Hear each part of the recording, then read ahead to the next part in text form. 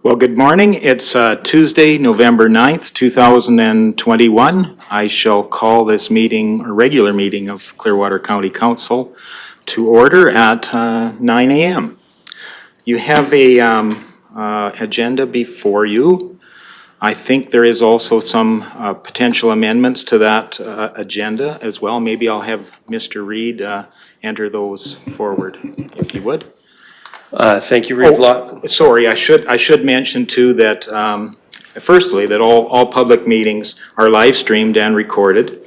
Any verbal or written information provided may be included in public documents, as per the Freedom of Information and Protection of Privacy Act, FOIP 40-1. Go ahead, Mr. Reid.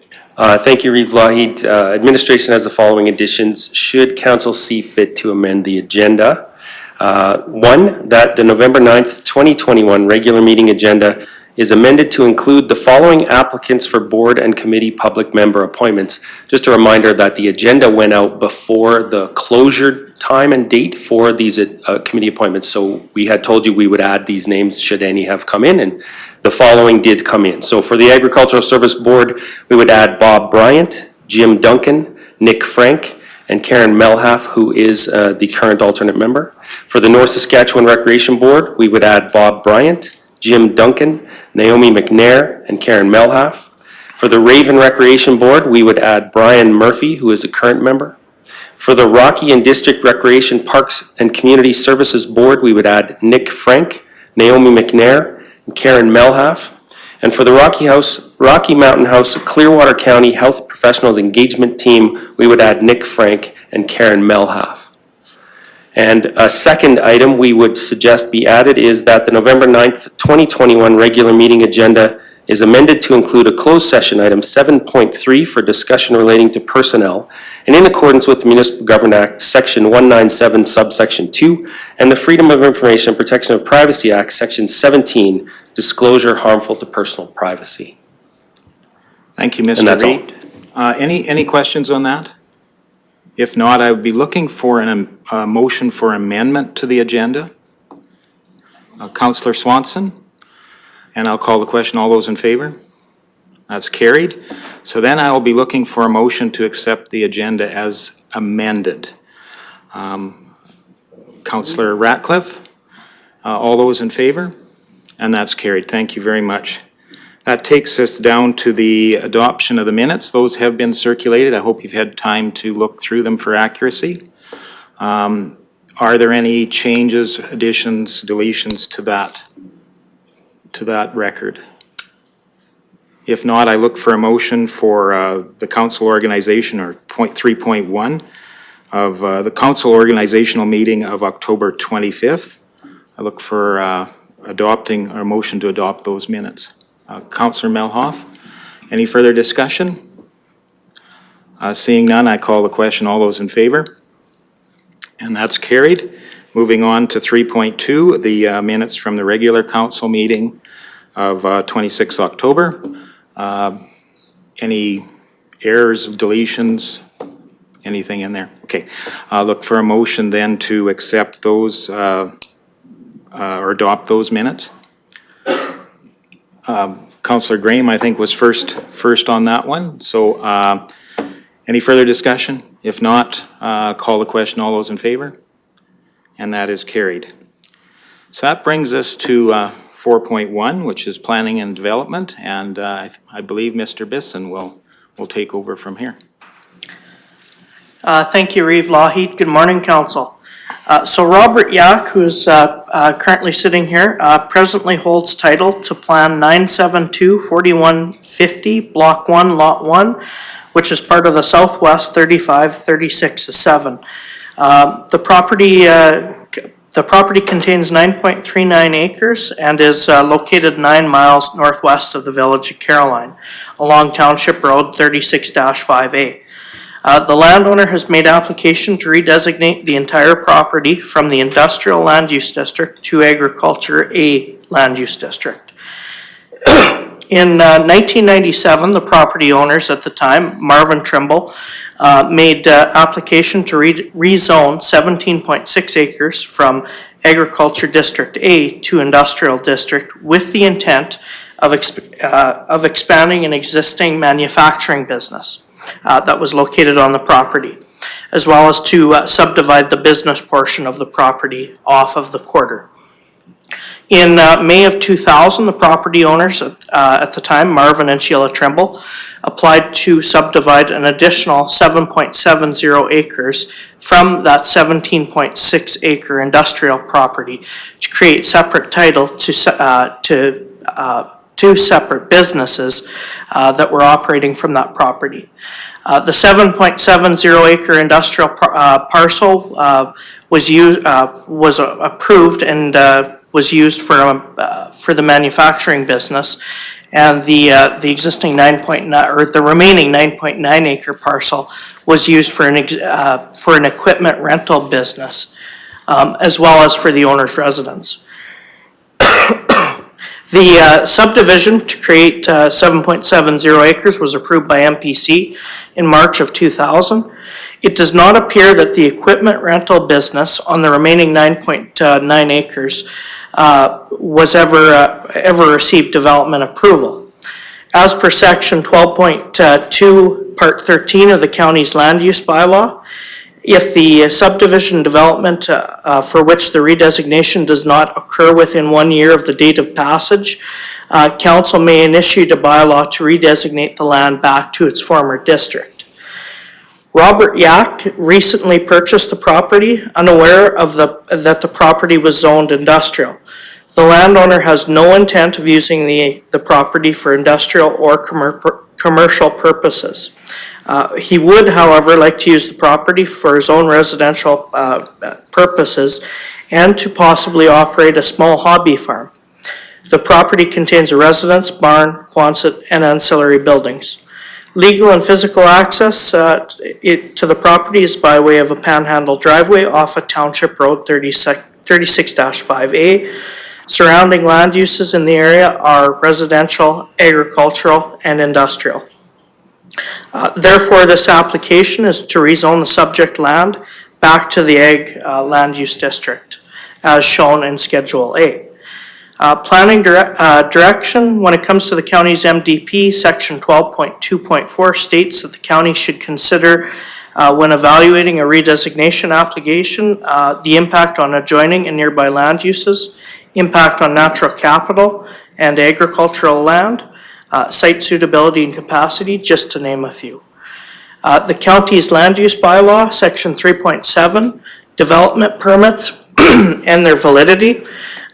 If the authorized development is not commenced within 12 months, it is not started with it in 12 months and completed within 24 months, the permit is deemed void.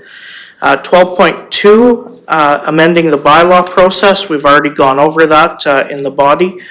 That basically says that you have a year to start the business for which the land was redesignated. I've included the general purpose of the Ag District, which is to accommodate ag land use and conserve good agricultural land. Section 13.4, Part 1, D, acceptable lot sizes. Really, when it comes to creating an ag parcel, it's at the discretion of council and the development authority's discretion. I've also included the general purpose of the CRA district. Just for your consideration, the purpose is to regulate country residential agricultural parcels with minor ag pursuits and the acceptable lot sizes within the CRA district, which fall between 3.6 and 7 acres in size. Policy considerations, the property was rezoned and subdivided to operate for the operation of a business, which does not appear to have received development approval. The main purpose of the property has been and will continue to be residential use. The landowner may one day operate a some sort of a hobby farm from the property. The proposed redesignation will have significantly less of an impact on surrounding adjacent land uses than any industrial operation would have. The parcel size is more conducive to agricultural district than it is to country residence agricultural district. So our recommendation today is that council consider granting first reading to bylaw 1113-21. Thank you. Thank you very much, Mr. Bisson. I inadvertently have put Mr. Yawk at a bit of a disadvantage here. I should have introduced myself. I'm Darrell Lougheed, Councillor for Division 3 and Reeve of Clearwater County Council, or Reeve of Clearwater County, sorry. I'll maybe have the rest of council and the table actually, it's be appropriate for a round of introductions at this time. Good morning, Jenny Melhoff, Councillor for Division 1. Hello, Sydney Graham, Councillor for Division 2. Good morning, Jordan Northcott, Division 4. Good morning, Neil Ratcliffe, Division 5. Good morning, Brian Cermak, Division 6. Hello, Michelle Swanson, Division 7. Good morning, Murray Hagan, Director of Corporate Services. Good morning, Christopher Reed, Chief Administrative Officer.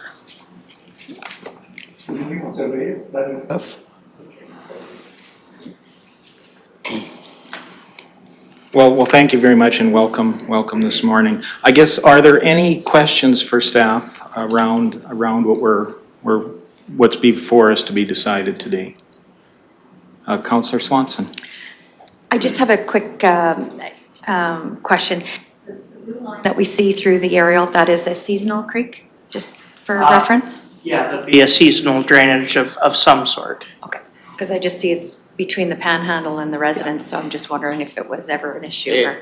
It's an old runoff. It's been dry for about 5 years, Okay. from what I've been told. The only place there is basically a water source is basically on the panhandle. There's an old swamp drainage Okay, that we're trying to keep as an old swamp drainage. okay, thank you. Any further questions? Councillor Melhoff? Well, I recognize obviously ag is extremely important as a farmer myself. I'm curious what was spurring on this change to begin with? I haven't seen the purpose of it being considered industrial because I have no intention of doing anything in that area. The reason we bought the property is to get out of Silton Lake and have a little hobby farm so we can have our horses and everything with us. And once I talked to Dustin about it and asked him why it was considered industrial, I said it should be put back to an agricultural source. Especially if that's what you're going to do with it. That's exactly the source I'm going for. Thank you. Councillor Swanson, did you have another question? Okay. Any further questions? If not, I would have one. Is there, this is not something we typically see where we have an industrial property going back into agricultural land. Is there any limit in the size of an agricultural parcel or an industrial parcel that can be returned to agricultural? Sorry, according to our land use bylaw, there's not any I guess minimum size requirements for the ag district, if that's what you were Is there a minimum? Is there a maximum size as well? No, there is not. There's no limits on size then. So That's I'm right. just, It's at the I'm discretion just of.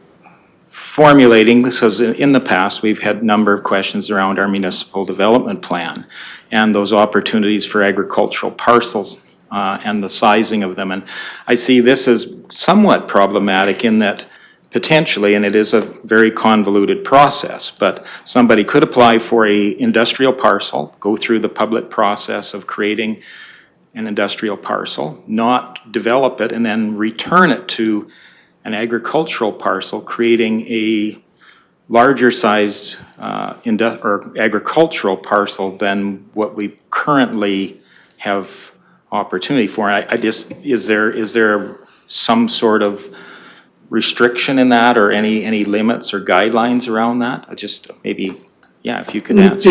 Yeah, good morning, Council, good morning, Reeve. Just to maybe expand a little bit on that. Typically, we don't see this, and you're right, it's going to be really convoluted if you go through a two-step process, and I don't see a lot of applicants doing that. They go directly to intensive agriculture, and that's the way we probably will typically deal with that.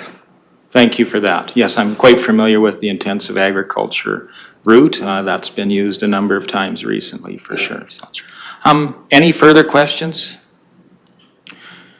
Councillor Cermak. Is there any environmental impact that this was industrial? Was there some industrial stuff done on this site? And was it remediated or?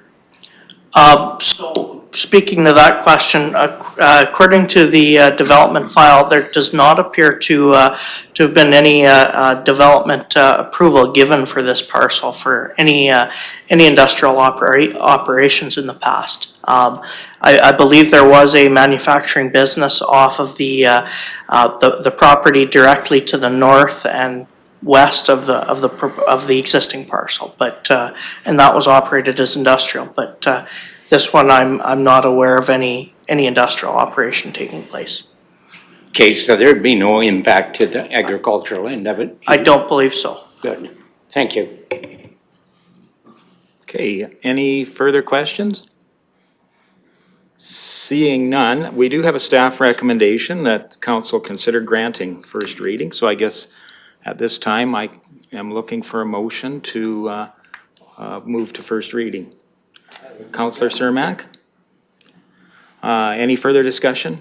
If not, I'll call the question. All those in favor? And that is carried. So we will be moving, or that's our first reading, and we will be moving to a public hearing at a later date. Great, thank you very much.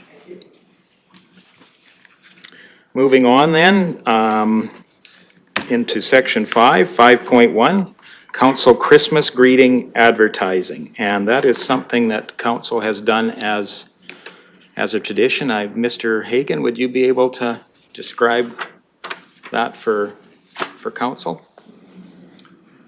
Thank you, Reeve Lahid. I'm actually going to turn it over to our communications coordinator, Jajit Satudik, to provide the details.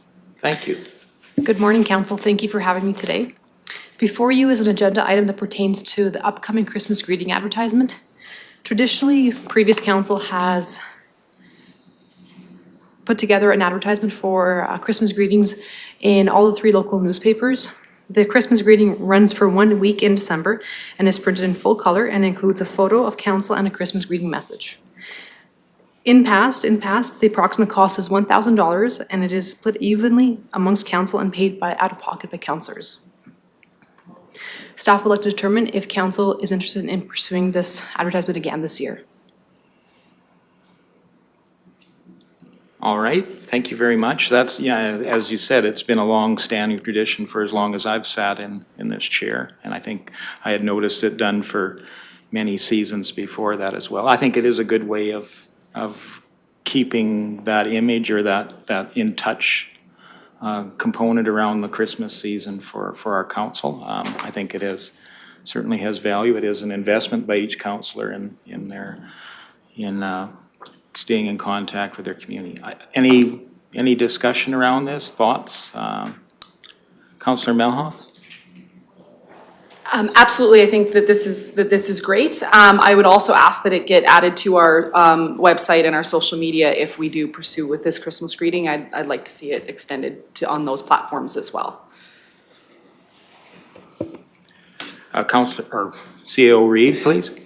Thank you, Reeve Lahid. And if I may, council, the motion, should you accept staff recommendation, does include exactly what Councillor Melhoff is asking for. So if councillor, would make the motion, then you could have that fulsome discussion. Sure, so we do have a staff recommendation that the council authorizes the publication of the Christmas greeting advertisements in the Mountaineer, Western Star, Sundry Roundup, and on social media, with costs equally divided and paid by councillors. And I would be looking for a motion to that effect. Councillor Swanson, Councillor Ratcliffe, you have a comment? Thank you, Reeve Lahid. Yes, I'd just like to suggest that we send this to the Nordic Squeak as well. And yes, I think it's a great idea. Absolutely.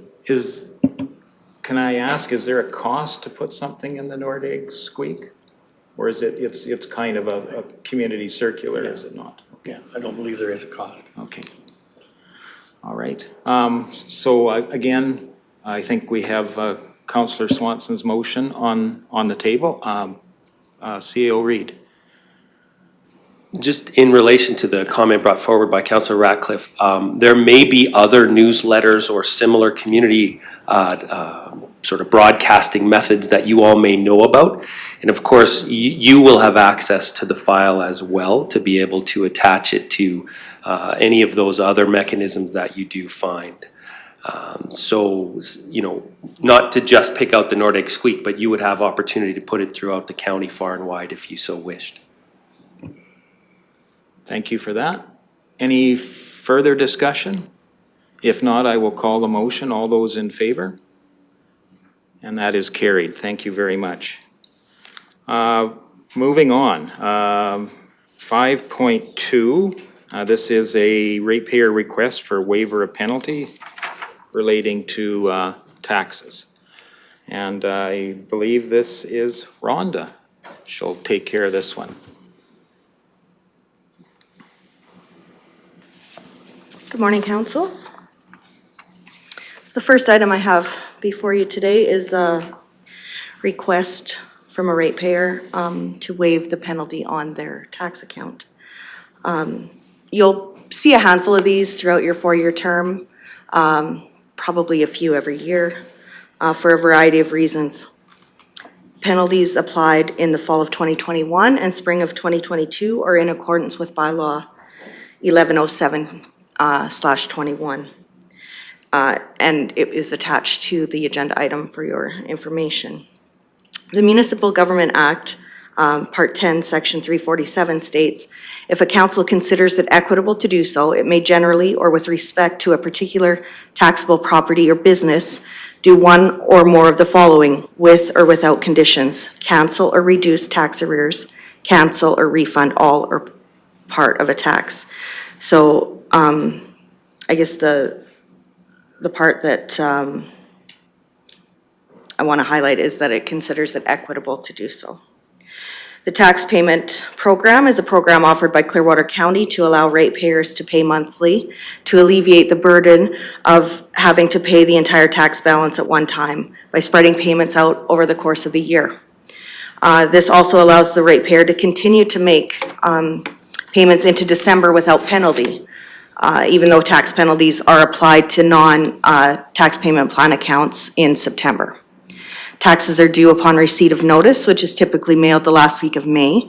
However, Clearwater County allows for ratepayers to defer payment until September without penalty. Clearwater County follows the MGA legislation for sending tax and assessment notices, determining who the assessed person or entity is for each role, determining appeal dates, as well as various other legislation related to the assessment, tax, and the related notices. This legislation can be found in Parts 9 and 10 of the MGA. Because of this legislation, Clearwater County cannot change the name of anyone on the tax notice. It must match what is on file for the property at the Alberta Land Titles Office. The Land Title Office sends notices of change once per month to Clearwater County, and the county then updates their name and address files accordingly. If a property is associated with a tax payment plan agreement and a name has been changed at the Land Title Office and subsequently is changed in the county system, the county system discontinues the withdrawal of the tax payment plan funds for that particular property. There are many reasons for a name being changed, most often due to the sale of a property. This property in particular was changed to the Land Titles Office in February, with only January and February payments being withdrawn from the landowner's bank account. In May, the tax notice that was sent clearly identifies the amount that had already been applied in payments towards the 2021 tax amount and the balance that remained outstanding. In addition to that notice, the owner would not have seen any payments going out of their bank account for the months of March through August. Historically, tax penalty waiver requests have not been successful, mainly due to the precedent it may set and the equity that must be maintained when considering the ratepayer base as a whole. If penalties are waived, it could put council in a position of picking winners and losers. Which reason is okay to waive taxes, which reason is not, or waive penalties and which reason is not, and which reason to have missed the tax payment penalty date. Attached was the letter from the ratepayer as well as the assessment notices, tax notices for the year when the ratepayer was on the tax payment plan and the difference between it when it was, when the ratepayer was not enrolled in the tax payment plan. Thank you very much. You're welcome. Are there any questions around this? This is something that does occur from time to time. You know, and quite often the reasons for the request are quite sympathetic. Ultimately, though, I think they have never been successful in my knowledge of having an actual waiver of these things. So any discussion around this? Councillor Swanson. I just have a couple questions. Sure. So this was initiated, this name change was initiated through the landowner, correct? Mm-hmm. Okay. And no further follow-up after that particular, after they came to discuss that? There was no further follow-up other than the tax notices that went out in the mail, correct? Correct. Okay. So what you've shared with us in regards to the, sorry, I should be asking. Go ahead. So, in regards to what you've shown here, it does not include the penalty amount, correct, on the, No. because I'm looking specifically on the 2021, correct? Yeah, no, there's no penalty shown on Shown in these. this, okay. No. Okay, thank you for now. And Councillor Graham. I have a couple of questions. So it's just the one notice that's sent out, is what I gather from this. The Like they 20 don't get a warning that, you know, this is due. No, because we don't know who's gonna pay Yeah. on the last day, and most people wait until the last week before taxes are due, and to send out a reminder that they haven't been paid before that would almost duplicate sending out the tax notices. Okay. Is it general practice when they do the name change to tell them that it's not gonna be directly withdrawn from their account, or? No, we typically just ask them to reach out to land titles and that we don't do name changes here. Okay. So, All right, and I assume that the extra fee that's put on, that's just to not want people to not pay? Like it's not to Correct. cover our administrative costs? no, it's not a fee for anything. It's, if we didn't have a penalty, people would not pay. Yeah, okay, thank you. Yeah. And Councillor Ratcliffe. Yuri Lahid. From looking at this, I'm not clear on what the amount is that is being asked for relief. I'll have someone look that up. I'm not sure. It would be 8% of the balance owing, so.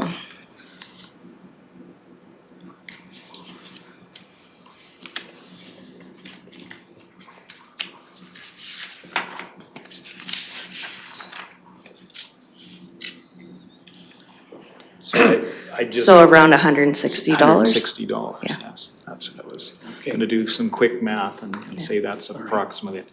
Thank Councillor you. Ratcliffe? That's all, thank you. Okay.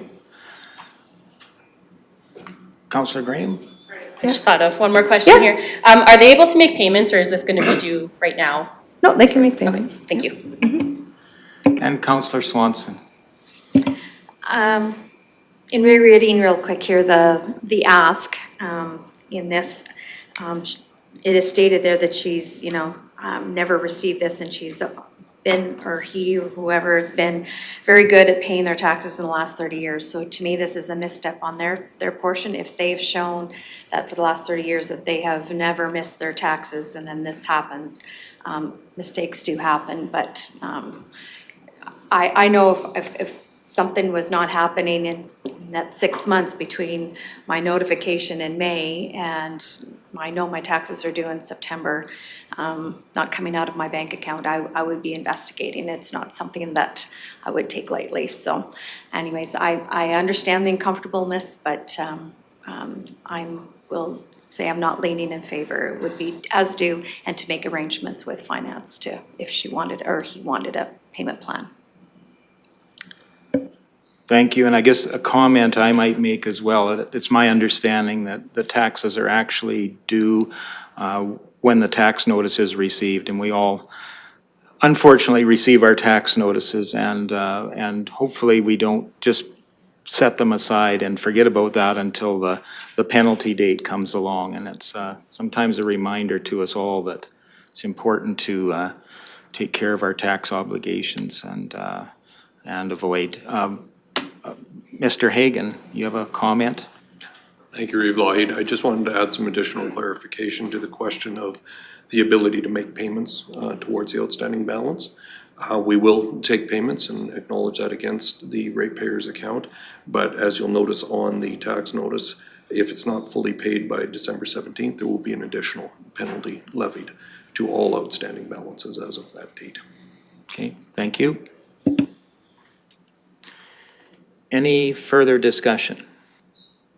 So there is, I think we have a recommendation here that, of course, this is that council would consider waiving the penalty amount for roll, and I'll leave the number unspoken at the moment. But I guess as far as a motion, we would provide a motion in a positive sense, and then council would choose to either support that motion or deny that motion.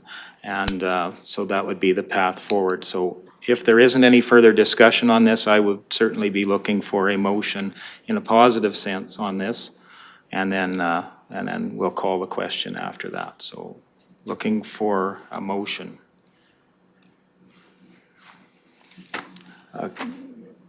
So move as per staff recommendation.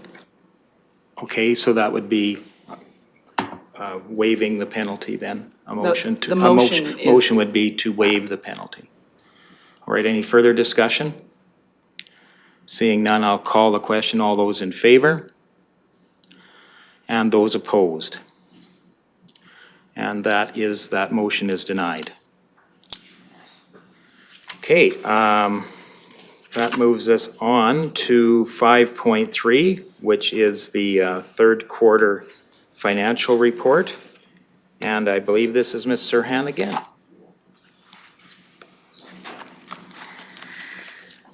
So attached in your agenda packages was a summary of the third quarter financial report. The operating report is attached to council agendas monthly and spoken to quarterly. So this is the third quarter report. You'll note that the revenues are recorded above the expenses as a whole, not netted against the expenses in the department, which are offset by these revenues. This is to ensure that the entire picture is being considered when reviewing these programs and to help explain variances that may occur. So I'm just going to walk you through the operating report first. And please, any questions you have, just let me know. So we're going to begin with the revenues, as I said, that are above the expenses. And they are separated by department. So first you'll see the Public Works revenues. And there are a variety of reasons for revenues in Public Works, some of which is permitting, some which is grants. Surface Roads has some revenue, which is the ratepayers portion of the dust control program.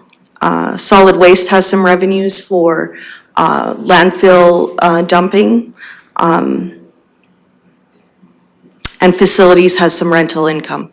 And that, the Facilities line there is the one that has the biggest variance to budget, and that's because there was some property that was rented for the entire year that we were not expecting to rent. Moving down to corporate services, the corporate revenues is where you'll see the tax revenue housed, as well as some miscellaneous revenues for searches and tax certificates and those kind of things.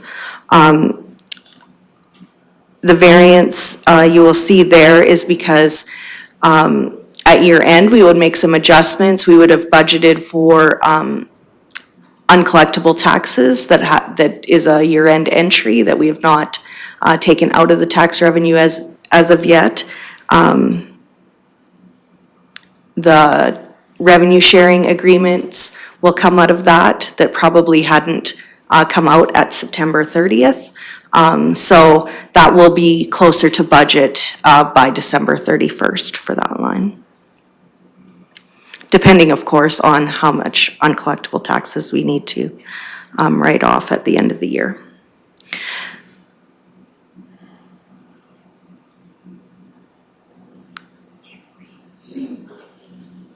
Oh, I'm sorry, Councillor Melhoff. That's fine. So you're showing it in here as, even if it hasn't been collected, it's showing us as it's revenue that's coming in, even if we haven't seen it yet?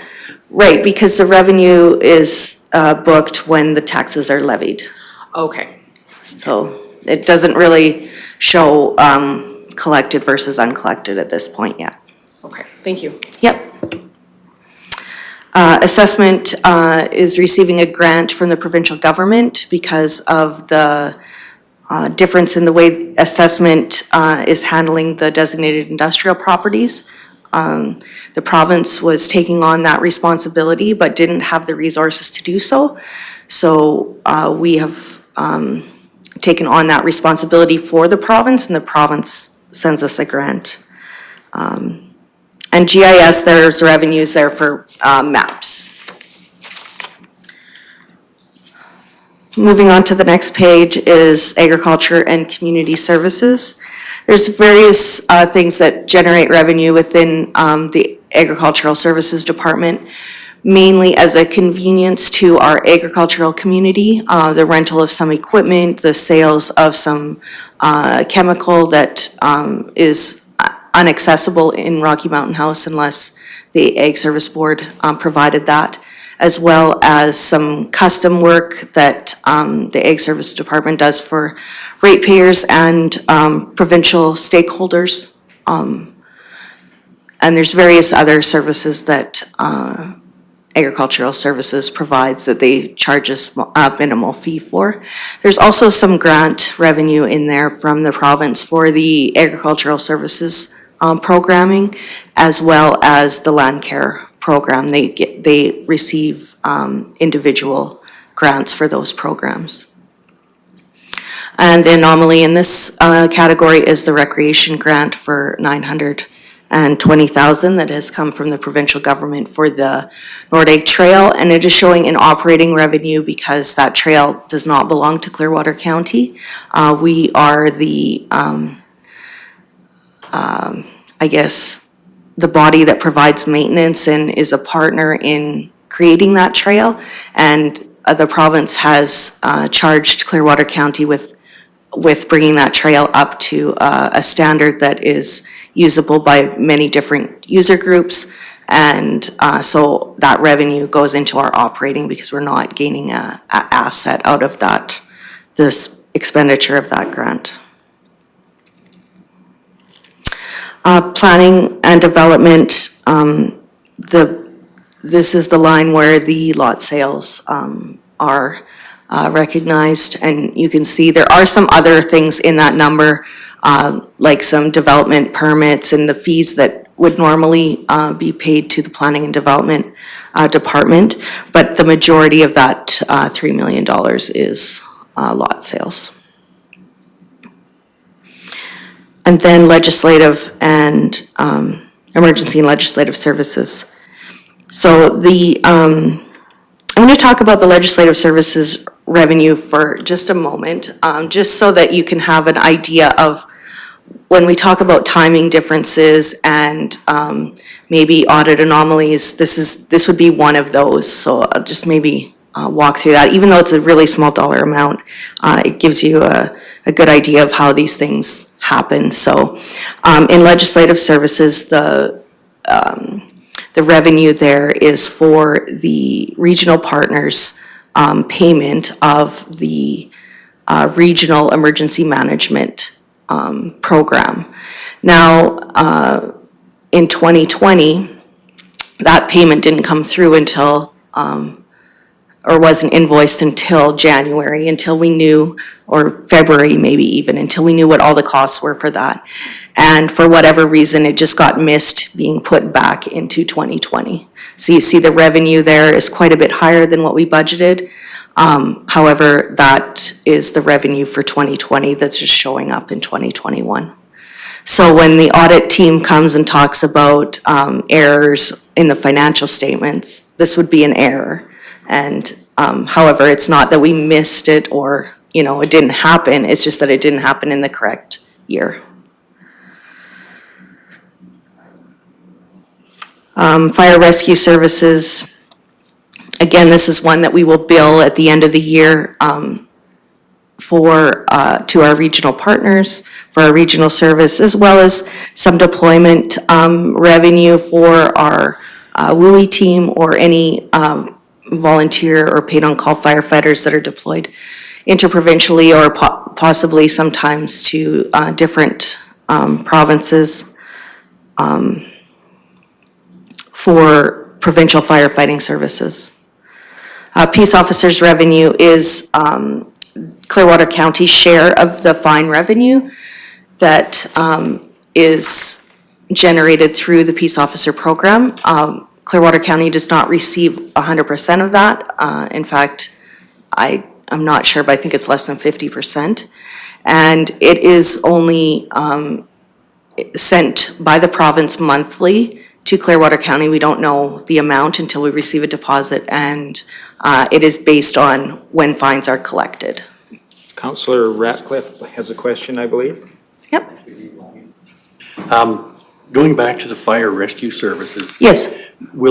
Do we expect that will balance out towards the end of the year? Yes, because we don't send invoices to our regional partners until the year is complete and we know what the actual numbers are, and then we bill them at the end of the year for their portion. So the projected amount is expected to be around budgeted? Yeah, in fact, it probably will exceed budget slightly just because of the deployment revenue that was generated in 2021. Thank you, Rhonda. Yeah.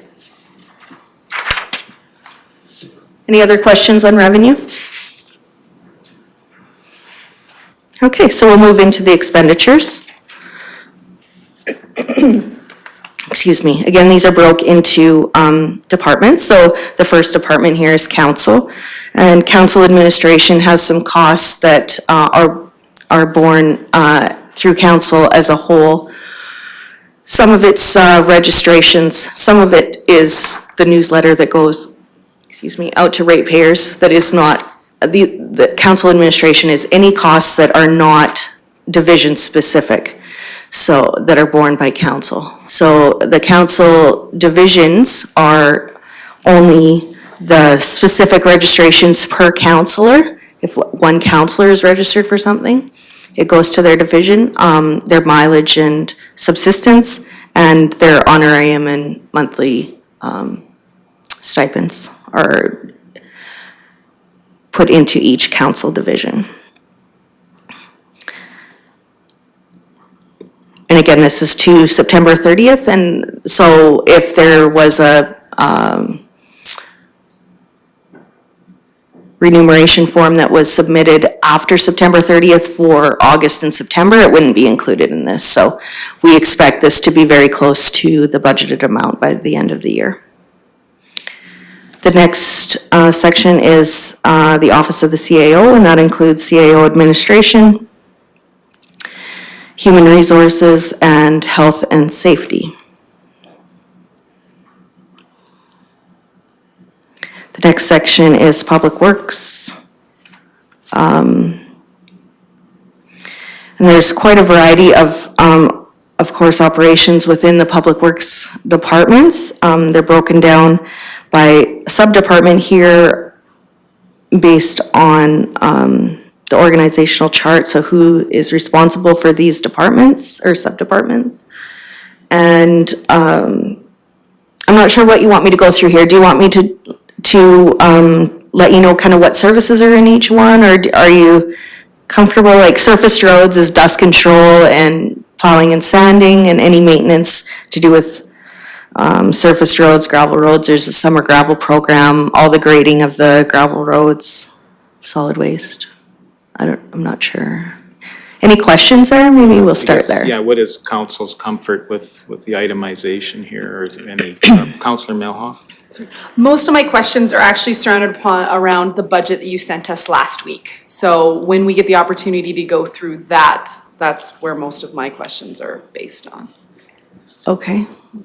Okay. So I don't think that this is the arena for me to ask those questions. Okay.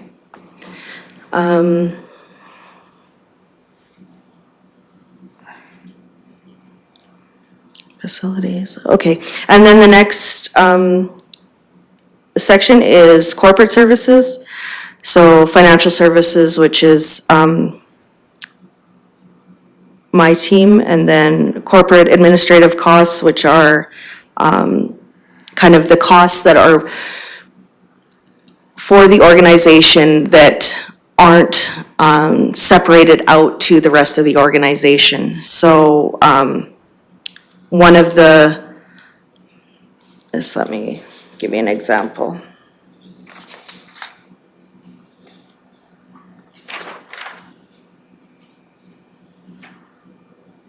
Oh, I don't have it listed here, but so communications is in there. The oversight of the corporate services department, and I guess that's mostly Murray's or Mr. Hagan's area. Mr. Hagan? Thank you, Reeve Lougheed. Maybe I can assist a little bit. As Ron has correctly said, it's the corporate costs that aren't attributed to any of the particular sub-departments here that you see, and will include things like the RMA membership, insurance, and so forth, that not only are not divvied out further within corporate services, but not necessarily divvied out further across the organization. So this is kind of a collection point. So that really makes up the bulk of that number there. Good, thanks for the reminder. The insurance is a bulk of that. WCB, yeah. Then there's assessment costs, IT, and broadband we've separated out, which doesn't have any operational costs as of yet because it's still in the capital stages of being built. Finally, to round out corporate services is GIS, and, communications is separate, sorry. Okay, moving on to the next section is agricultural and community services. Again, agricultural services is broke out into many different subcategories based on the outreach that is provided by that department. And they're also involved in community services and the recreation board. You will see that those costs actually don't, we won't see the majority of those invoices for recreation and community services. So similar to the regional fire service where we wouldn't invoice till December, our regional partners that are managing these programs don't invoice us until the end of the year when they know what their actual costs are, and then they invoice us for the appropriate percentage of each program. Planning and development.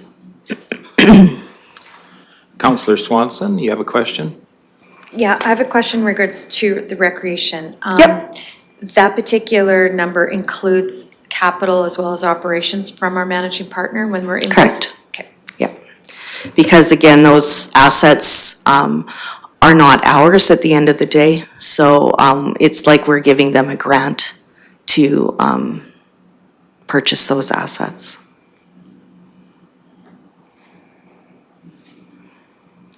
Planning and development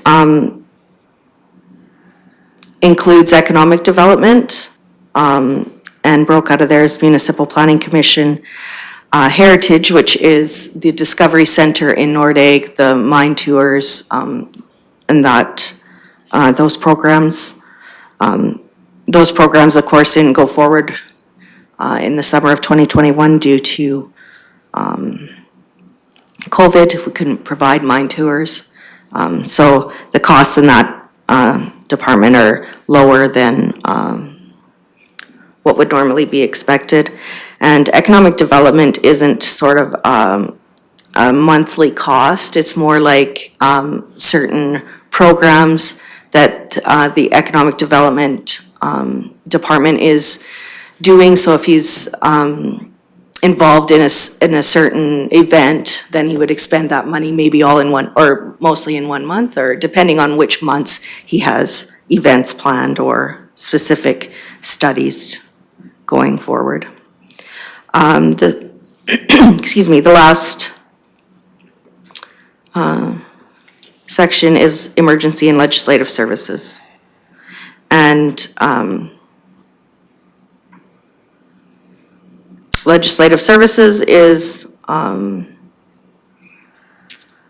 SDAB has been moved here for the kind of separation of the SDAB from planning. It used to be in planning, but so to keep that separation from the planning department has been moved to legislative services.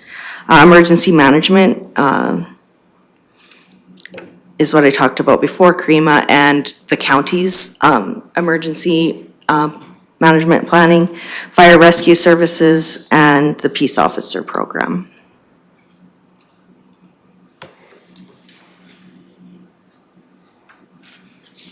Any questions?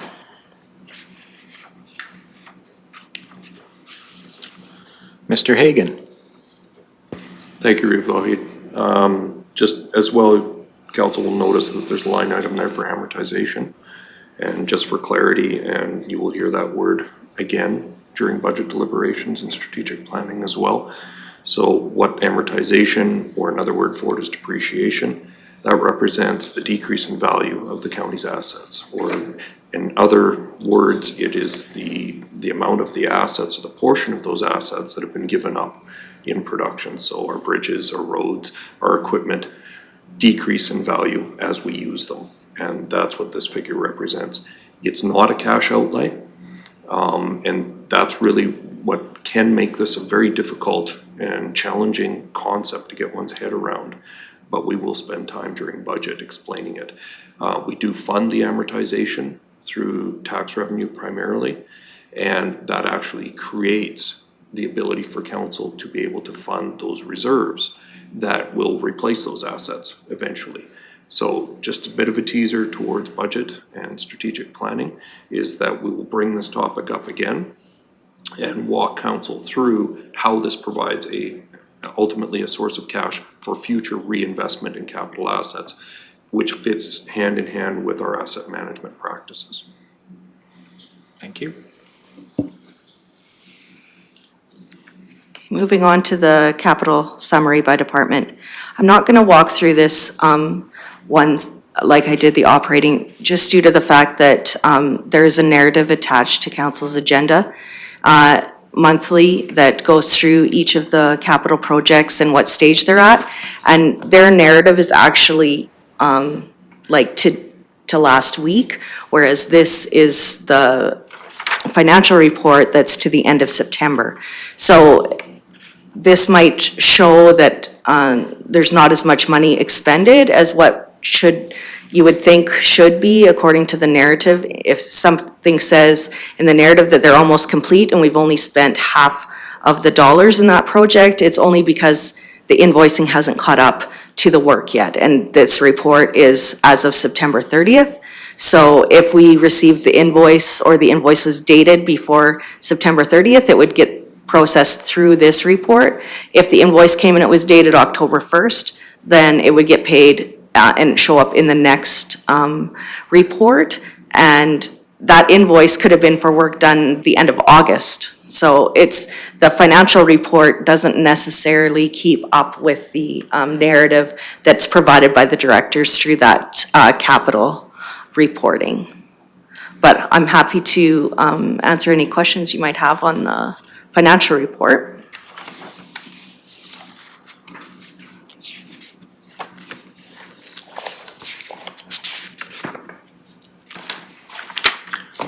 Are there any further questions?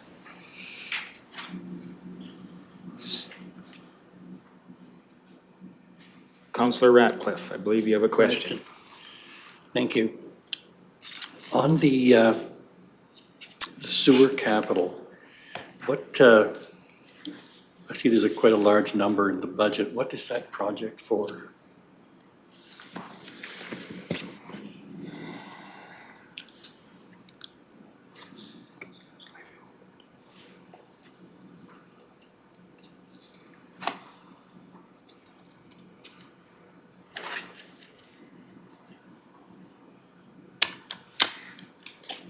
The 1.2 million budgeted in Yes. sewer capital?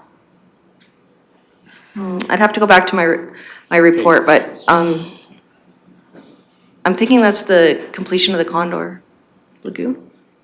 I'm not 100% sure, Councillor Radcliffe. I will send out an email and, give you the details of that. Okay, any further questions? I guess the suggestion here is that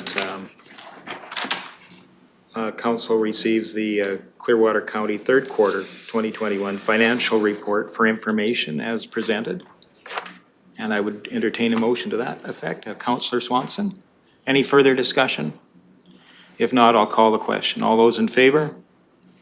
And that is carried. Thank you. And thank you very much. Thank you.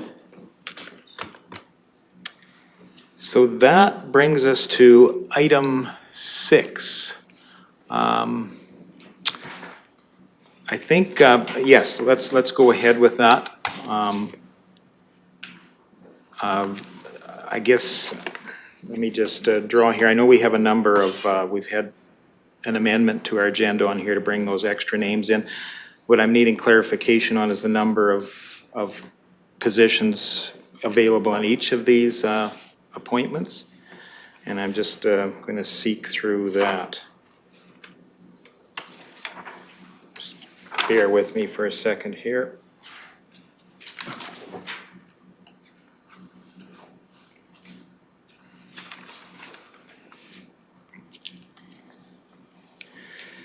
So I guess ultimately here we're going to appoint members to our public committees. Ag Services Board, North Saskatchewan Raven Recreation Boards, Rocky District Recreation, Parks and Community Services Board, and the Rocky Mountain House Clearwater County Health Professionals Engagement. And Mr. Reid, can you give us some background on these? Certainly. So as council may remember, there were, and I'll be clear, one vacancy each on these, all of these boards. So you have one member to nominate, or to appoint rather, for each of the 4 boards that we have before us. Specifically the North Saskatchewan Raven Recreation Boards, the Rocky and District Recreation Parks and Community Services Board, and as well the Health, Rocky Mountain House Clearwater County Health Professionals Engagement Team. So you have those 4 appointments to make. If I could ask for the first motion to be to nominate all applicants for those public member positions.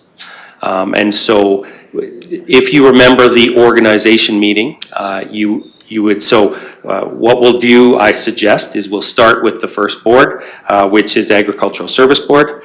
And you would nominate from the pool you have. You'd have a councillor nominate any one of those members.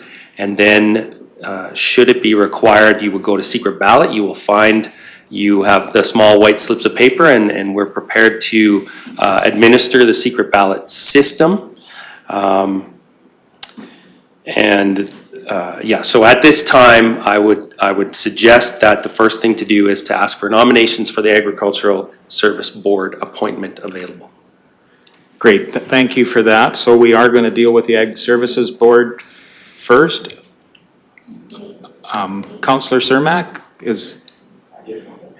need a second. Okay, and while Councillor Cermak is doing that, I will mention, of course, with our 2 pieces of paper here. So for the Agricultural Service Board, before you, you have James Taylor, Timothy Hoven, Bob Bryant, Jim Duncan, Nick Frank, and Karen Melhaff, who is currently the alternate member. You have 1 opening, and all of these nominations were received in time and appropriately delivered before the close of candidacy. So Again, you have James Taylor, Timothy Hoven, Bob Bryant, Jim Duncan, Nick Frank, Karen Melhalf to nominate from.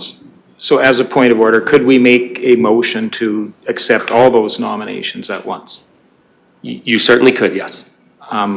That might be a suggestion for council if they feel a comfort level with that. Looking for nominations for the Agricultural Service Board.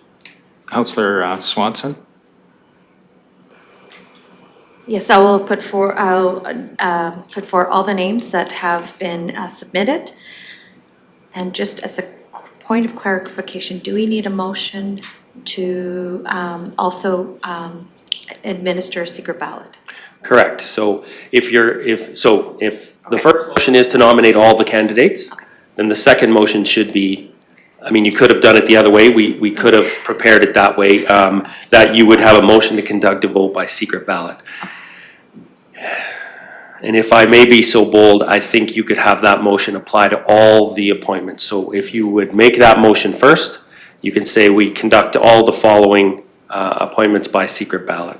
Okay, thank you for that. I'm looking for a motion then to conduct a secret ballot. Councillor Swanson.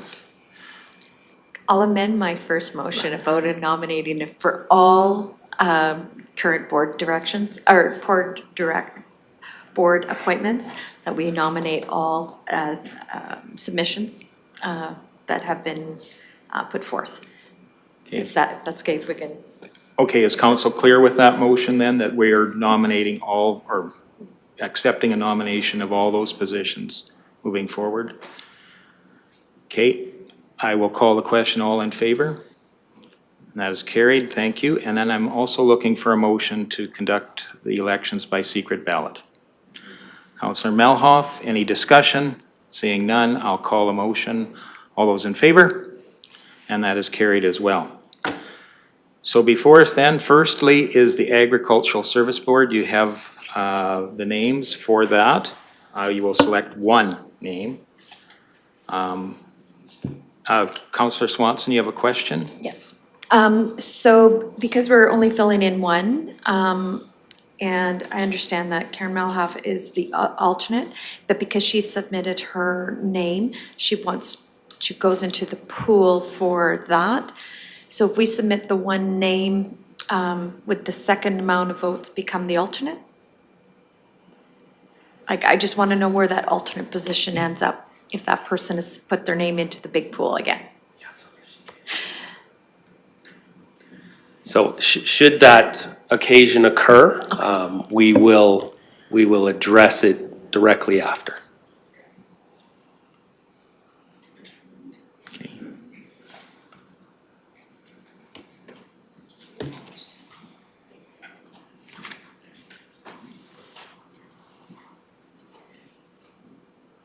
So would it be appropriate to move on along with the next appointment as well?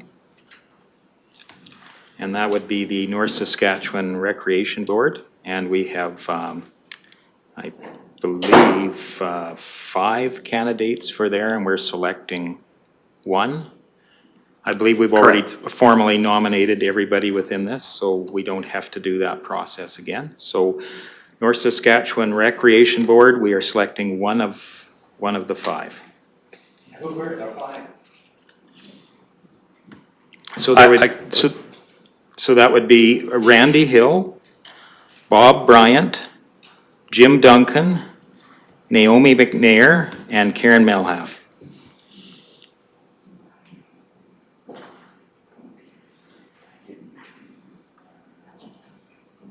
So again, we are selecting one of those 5.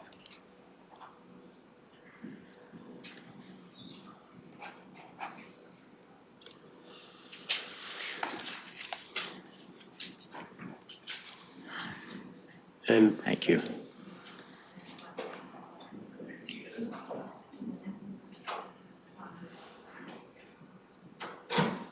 Okay, and probably appropriate for us to move to the next as well. So that would be the Raven Recreation Board, and we have 2 people, 2 nominations on that. That's Timothy Hoven and Brian Murphy. And that's for the Raven Recreation Board. And so we will select one in that.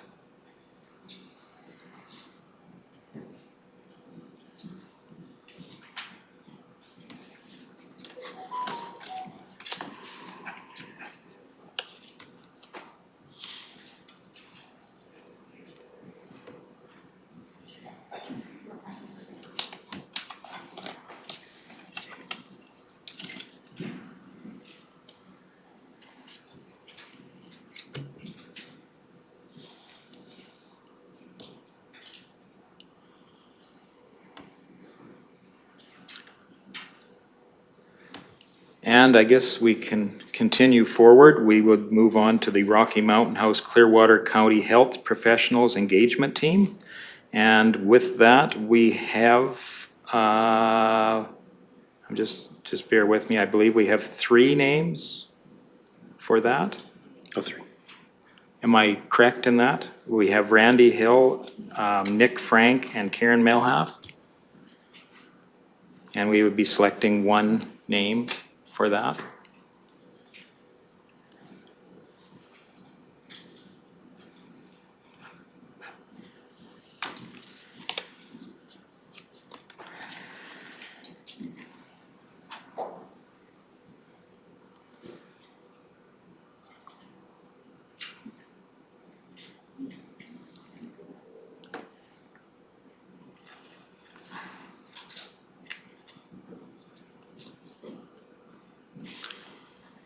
And one more, I guess we can do as well. That's the Rocky and District Recreation Parks and Community Services Board.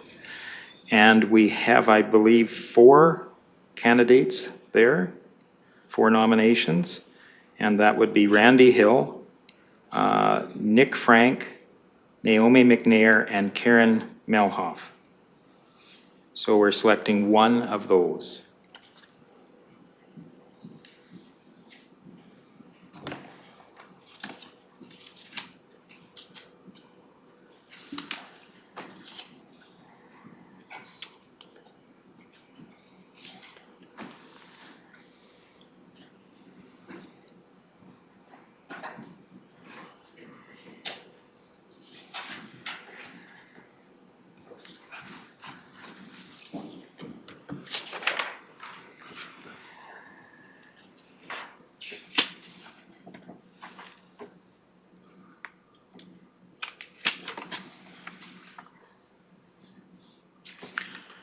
So while we're waiting for the results of that ballot, I guess any comments about, we have had quite a bit of a community interest in filling these boards, which is very, very heartwarming. I think we need to congratulate our community for stepping forward and offering their names to serve, and can always appreciate that.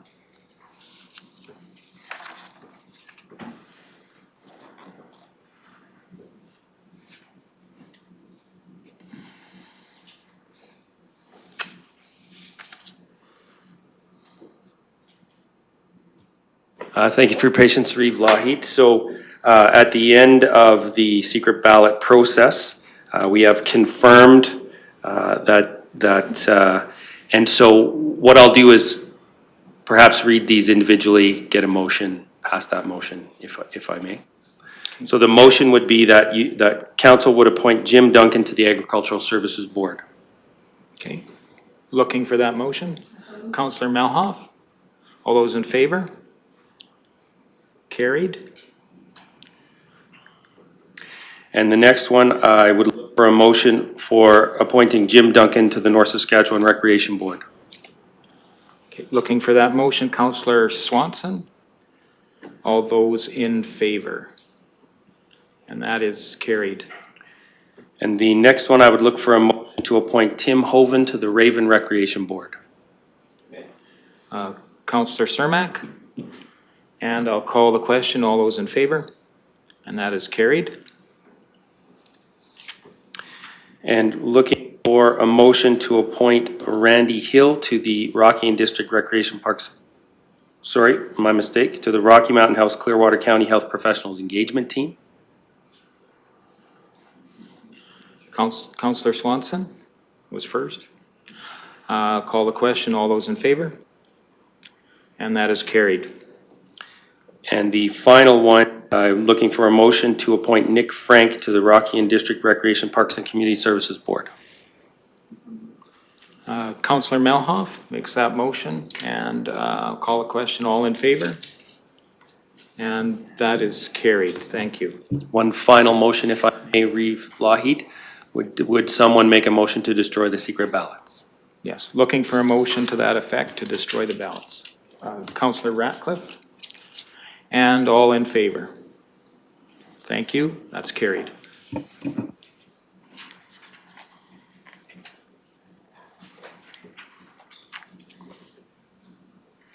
And I think that brings us to an appropriate time for a break. I think we're here at 10:15. A 15-minute break, please.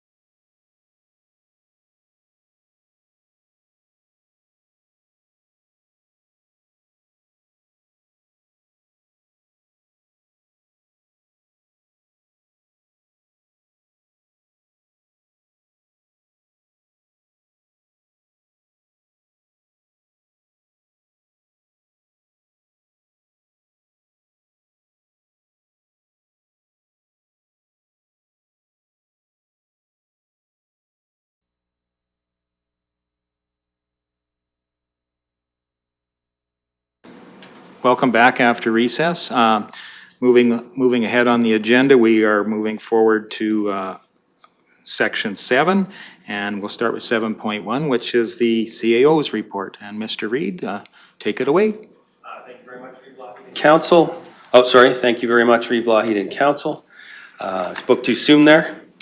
Item 1, so communications, you saw Georgita Tudik earlier today. That department is working on a public participation plan to engage Nordegg residents in a naming contest for roads and subdivisions in the hamlet.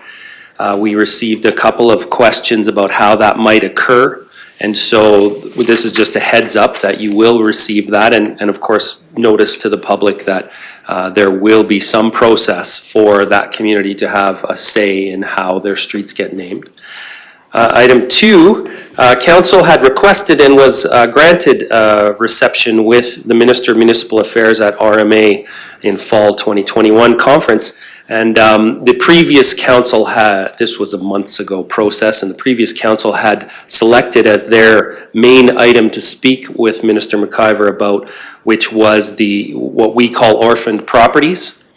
And so these properties were deeded to residents by the province before, typically in most cases, before the county was an entity. And these properties, you may be able to think of some in your division, but these properties are typically accessed by lease roads. And lease roads are not what we call legal and abiding and structurally sound access. And so that means that these properties in essence are bound by the requirement that we have that you cannot develop until you have legal and abiding long-term structurally sound access. And so this is a gift we were given by the province that really does handcuff us quite substantially. And so that topic is on the agenda to speak with Minister McIver about. We will of course give you a full briefing on that topic before you sit down with the minister. You're also scheduled to meet with the RCMP District Officer and Justice and Solicitor General Ministry officials to discuss rural crime and Crown Prosecution Service. And as many of you have mentioned, that particular issue has, I think, two aspects, right? The number of officers patrolling rurally, if I can use that word, but also what is unfortunately commonly called the catch and release part of our justice system. So we know that many repeat offenders are responsible for some of the crime in our area, and those repeat offenders are often sent back into the community before what seems to be a normal or safe or responsible time frame. And you have also requested to meet the Minister of Transportation to discuss the Highway 11 twinning project. We have not heard back if that would occur, but again, we know that for many of you, that Highway 11 twinning project is a fairly large question for your residents, so we're hoping that if this meeting occurs, you would be able to have some clarity on the province's plan and time frame and that sort of thing. Item 3. The Office of the Information and Privacy Commissioner of Alberta has published an overview of the Freedom of Information and Protection of Privacy Act for municipal councillors. So it's just for you.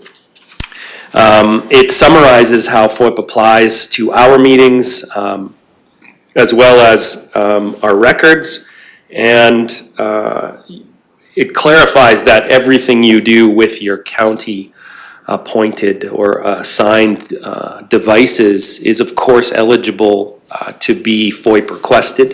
So if you text Reeve Lougheed with a message that says this resident is X, Y, and Z, and that resident wants to find out how you spoke of that resident, they would have the ability to file a FOIP request. That's one simple, silly example. I know none of you would ever do that, of course. And on October 28th, the Government of Alberta introduced Bill 77, and it's bracketed as calling itself the Restoring Tax Accountability Amendment Act. And Bill 77, in a nutshell, if it's passed, it will amend the Municipal Government Act to provide municipalities with the ability to place special liens on linear and machinery and equipment property as a means to seize the property to recover unpaid taxes. To date, unpaid taxes for oil and gas property in Clearwater County are approximately $5.7 million. And we don't currently have any mechanism to collect that. We don't have a hammer. But I would jump over to Director Hagan. Go ahead. Thank you, CAO Reid, and thank you, Reeve. Just to add some additional clarity to that, that outstanding balance you see there is an estimate of the amount of our total outstanding taxes that are represented by oil and gas companies. To the extent that the properties that these outstanding amounts are related to are linear in nature, CAO Reid is correct. Based on fairly recent court decisions ruling that municipalities do not have a creditor status on those properties, we don't have the ability to put liens or sell those linear properties. So this bill does provide a ray of hope for us to be able to collect on those. Not all of this amount will be linear properties, however. There will be machinery, equipment, and buildings that we can put liens on and so forth. Also wanted to lend perspective that of this 5.7 million, the vast bulk of that amount is represented by one account. And there's been a sales transaction, and the county is waiting for payment as the seller and the buyer debate who's responsible for the outstanding balance. I'm cautiously optimistic that we're going to see receipt of this in the not too distant future. We're currently working with both companies to work through this. If and when we see that resolution and that collection, this number is going to drop dramatically. So just wanted to lend that perspective. Councillor Melhoff? Yes, thank you. Will this bill make it so that we have the power to not allow the province to give tax holidays to the companies doing business within our municipality? No. No? Not that I'm Is there aware a of. way that we can show the difficulty that that poses on our municipality for the province making those decisions? Other than talking to the provincial representatives and through correspondence from the county, from council to the province outlining that. So those are. So that's something we can look at avenues that we're pursuing in the future if it is the will of council to do so? Yep, and I would leave that to our chief administrative officer for guidance. Okay, thank you. Councillor Swanson? I will say that the RMA has been very vocal and very good at their positioning because this affects most of the rurals in Alberta. So they have been very vocal in this. And when we go to RMA in a few weeks, that will be your opportunity to lobby the board, the RMA board, to pursue it even more. And I guess I would have a question as well. Bill 77 really doesn't have any implications for the Tax Recovery Act that we already use, or does it? I'm not entirely sure what the relationship is there, but it would represent an enhancement to our current abilities to recover taxes. So it would not be replacing, our other tools we have No. in place now to force the hands of delinquent? No, I don't see it as taking anything away. I think it will just add to our toolbox. Okay, thank you. Any further questions? CO Reid? Thank you, everyone. So item 5, the Associate Minister of Rural Economic Development has launched an engagement on rural economic development site. And the intent of the engagement is to gather feedback on ways to promote economic development in rural Alberta.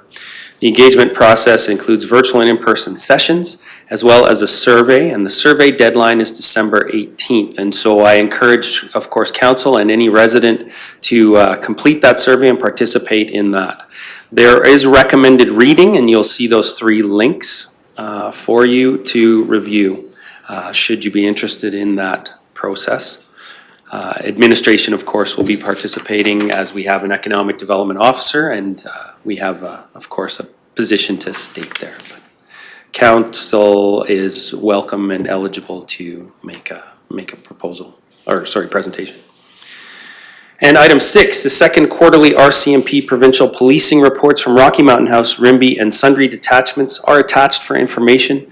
And I will mention we also met the new sergeant in Sundry the other day, who is a very welcoming and intelligent speaker, and we had a great orientation session to his ideas. And item 7, notes of thanks were received from Central Alberta Economic Partnerships Executive Director and also from Nicole Robertson, who's a school bus operator. And that one, of course, is a real feel-good story. And I really do appreciate Nicole Robertson sending that in. I will, of course, mention that that is the kind of stuff that makes me incredibly proud of our staff team. That stuff is happening day in, day out. We just don't always get a wonderful letter or card or gift from any residents. So it's wonderful to be able to put that on. And of course, I'm open to any questions.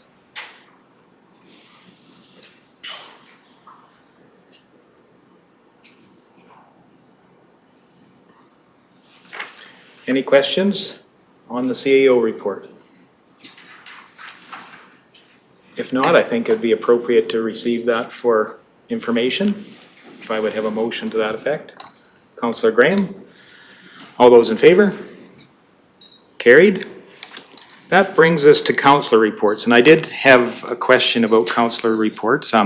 This is a time basically where councillors can bring forward any of their experiences or their committee work, the things they've done over the last period of time, or bring forward any community information they want. It's just kind of an opportunity to report to council those things that you think are important that you've been working on. And I'll go first this time, just so you kind of, I don't have a lot to report myself right now, but I can say the things I've done. I've had the opportunity for a virtual or a taped session for the David Thompson Recreation or David Thompson High School Awards. That was a very nice way to do it. If you had a chance to look at their award, they did it in a virtual sense or in a recorded sense, and I think it brought those awards out very quickly, but you were able to look and see the accomplishments of those individuals within that school. And I was glad to bring greetings on behalf of Clearwater County. As well, I attended the SOKI 1 annual general meeting along with CAO Reid. Had an opportunity along with Mayor Bache to bring greetings from Clearwater County to that, and it was interesting to see their organization in action, a very, very active group, and I think they have good things coming down the pipes. I guess another thing as I went to of course, all our group, our committee of the whole meetings, you're all very aware of what we've been doing there over the last couple of weeks. And I did have a chance to attend a Cape meet and greet in Didsbury along with Councillor Swanson. I think it was a great opportunity, very well attended with people from all levels of municipal, all municipal elected officials, from the small urbans as well as the counties, and some participation from MPs and MLAs as well. So it was a good chance to see new faces and old faces as well. And then I usually report about things I see out my kitchen window, and I can report that the Charlotte Small Elementary School project is progressing forward. We're seeing the masonry work or the block work for the gymnasium is completed, and there's a shell of metal framing going up. So I think good progress being made there. It's an exciting time in that community. And I think that's it from Division 3 for the moment. And so I'll maybe go to Division 1. Thank you. So we had the opportunity, Neil and I had our Councillor Radcliffe and I had the opportunity to have a meeting with the Health Professions Engagement Team. They're working diligently to settle several physicians, which is great to hear. Yeah, we have over 5, I believe we're at 8 that we're settling currently, that they are working on settling, and we have multiple in the wings coming forward.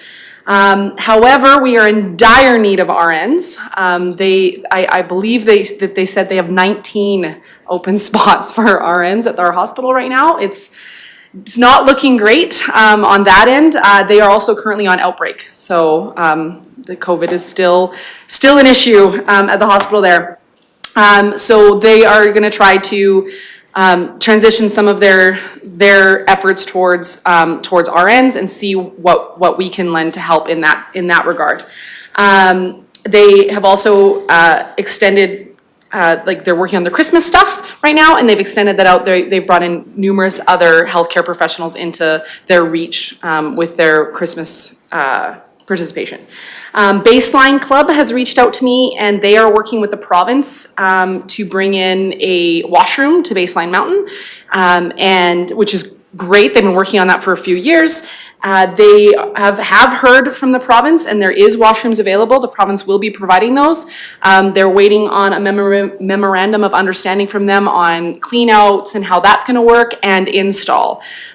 Whether they're doing an install or whether they are going to have to reach out to potentially a municipality on doing an install. As that develops, I will inform you of where that goes, because they're still waiting to hear from that.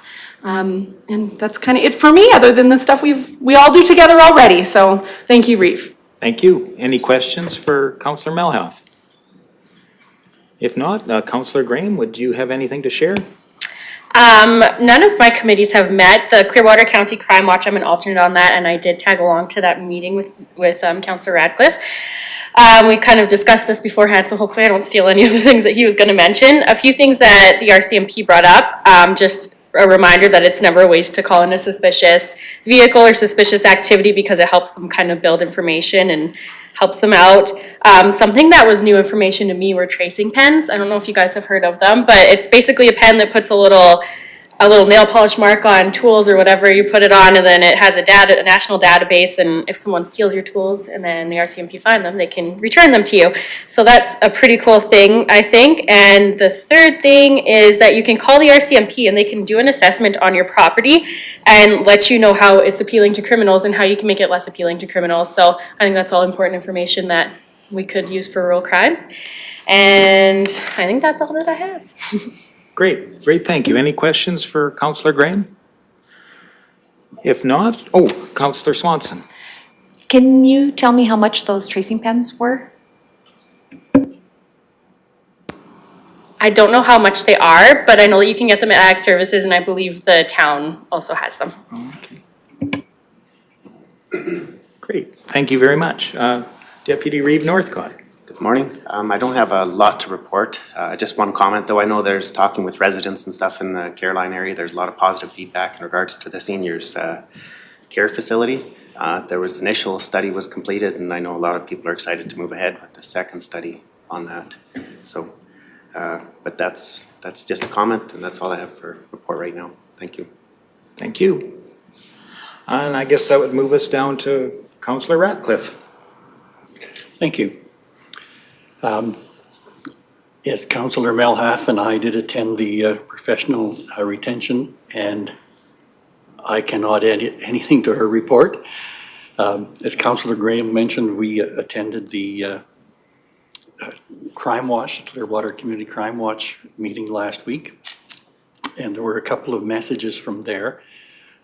One is that they would like to restart CPAC, or like a police advisory committee, and I have circulated some information to everyone about that, but it's something that is led by the municipality. There were a couple of other messages from the police report. One is that human trafficking is on the rise, and this is where young people typically are targeted and groomed over a period of time to be used in this. And typically at the time when they're sufficiently groomed, they're moved somewhere else, so they're completely isolated. So that's something to watch for, and it is common in small towns, apparently. The other message was to mark your property. They said, I don't remember the number, but it was a significant amount of goods that they take to auction or haul to the dump because they can't find the owners of this property. So there's multiple ways, including the trace pen, to mark them, and so they remind the community again to do that. That's all I have. Great. Did I forget anything, Sydney?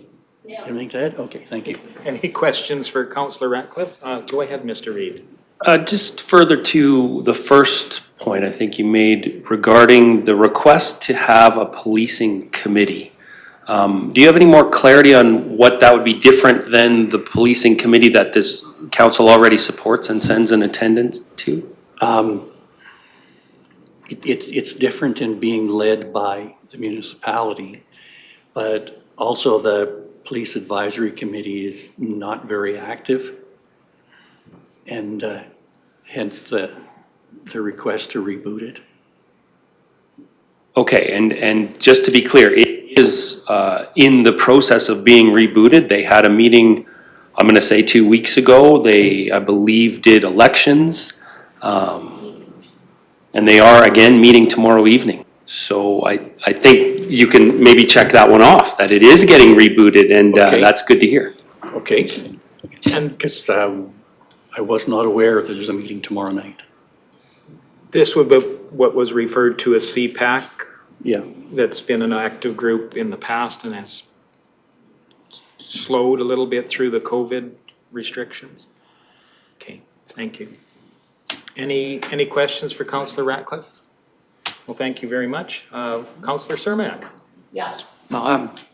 Just to begin with, I just wanted to, I had Tracy copy what Deputy Northcott and I were given at the Caroline and District Ag Society. It's kind of a summary of their budget. I just, seeing that we had it, I thought that all council should have it, just for information on what's going on. Deputy Reeve at Northcott and myself, we met with the Caroline Ag and the Caroline Chamber of Commerce at about 1:30 yesterday afternoon for orientation. And then we had our regular meeting at 6 o'clock. We both attended that. And we were asked about the senior housing project. Phase 1 has been done, and the Caroline Chamber of Commerce and the YU Housing, Sam Smallgood, showed that there is a great need for the senior housing in the Caroline area. And then sometime in August, I believe that John Vandermeer brought a motion to council to further phase 2 in the housing, and there is money allotted to the phase 2 to go ahead. But I understand that none of this money has been released for the phase 2, that the motion that he said we wanted to put money out towards it. I would like to see if council would allocate this money to the Caroline Chamber of Commerce and Y2 Housing to begin the second phase as soon as possible. I know that there's a need, not right now for the spaces, but there will be in 5 years when this one would come online.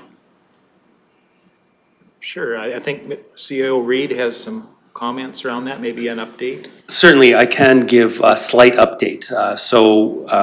Mr. Smalden did contact me a short while ago. He is prepared to move forward. This council does not need to do any other motion. That motion has already, as you mentioned, allotted that funding. And so you don't have to do anything, and this will continue. It won't be done before, it wasn't intended to be done before the new year, but the item will process forward. The election certainly delayed us a bit in getting you guys all oriented, but we are on the job, and we will get that one started as soon as we can, yeah. So why is it taking so long from the motion from August to now to get this money sent out and get this phase 2 going? Yeah, it requires, so why has it taken so long? The short answer is we've just taken, other things have had priority. So it didn't make the priority list to go any faster. I will tell you that there's no impediment to it going forward. We're at this point, what we need is a contract to clearly outline what council asked for. And I have not received that contract draft yet. We have also not written it up. And so whose responsibility is that? Typically, we ask the contractor to do that, but we are working to ensure that what council asked for is able to be delivered. But yeah, this has not been the number one priority of my office, so. Okay. But it's still there. It will occur, absolutely, as council wishes, that wish shall be done. And so the Chamber of Commerce and of Caroline and the Ag Society will be? That will be Mr. Small's job as a consultant. So we will not be giving any funding. The motion from council did not say give funding to any other organization than to hire the contractor, Keys to Housing. And so Keys to Housing will be required to take the funding and accomplish the outcomes that council's asked for. And so even that last sentence sounds really easy to say, but we have to write it up in a way that delivers the outcomes for the money. And that's a very nebulous concept, but how much engagement, which engagement needs to occur, all of those details have yet to be worked out. According to what council asked us to do is what we're going to deliver. And so, as I said, it just wasn't the highest priority, but it is still on the to-do list. It will get done. So who's the Key to Housing? That's Mr. Sam Smalden's consultancy. Y2 Housing, I think you. I think Y2 Housing is maybe a mistype of Keys to Housing, which is his company. Okay, because right at the moment, I think they're doing 7 or 8 senior bills right now in Alberta. That may be the case. Yeah. But I couldn't speak to that. I don't have that information. Yeah. Mr. Hagan? Thank you, Reeve. Just wanted to add some additional clarification for council's benefit in terms of payments. In order to protect the financial interests of the county, we wouldn't normally provide cash up front. As Mr. Reid has, I think, rightfully described, we would look for a contract describing the services to be performed. We'd look for assurance those services were delivered, and then we would look for an invoice that would be properly approved and processed, and that's when the cash would flow after the fact. All right. Is that? Yeah, Okay. and how do we get on the priority to move this project ahead? Because it's really needed in the area. Mr. Reid? Certainly, I can tell you that hearing your comments, we will move it up as fast as possible. Thank you. Okay. Any further questions for Councillor Cermak? Councillor Cermak, do you have an update on phase 1 and the information that was gathered at phase 1? Because it's my understanding they did a study, yes? Yes. Are you able to forward that on to all of us of what that study presented? I think that the administration has all of that. Okay. Mr. Reid? It absolutely is available to any member of council or the public. It was a public presentation at council, and we will send you the link to give you that.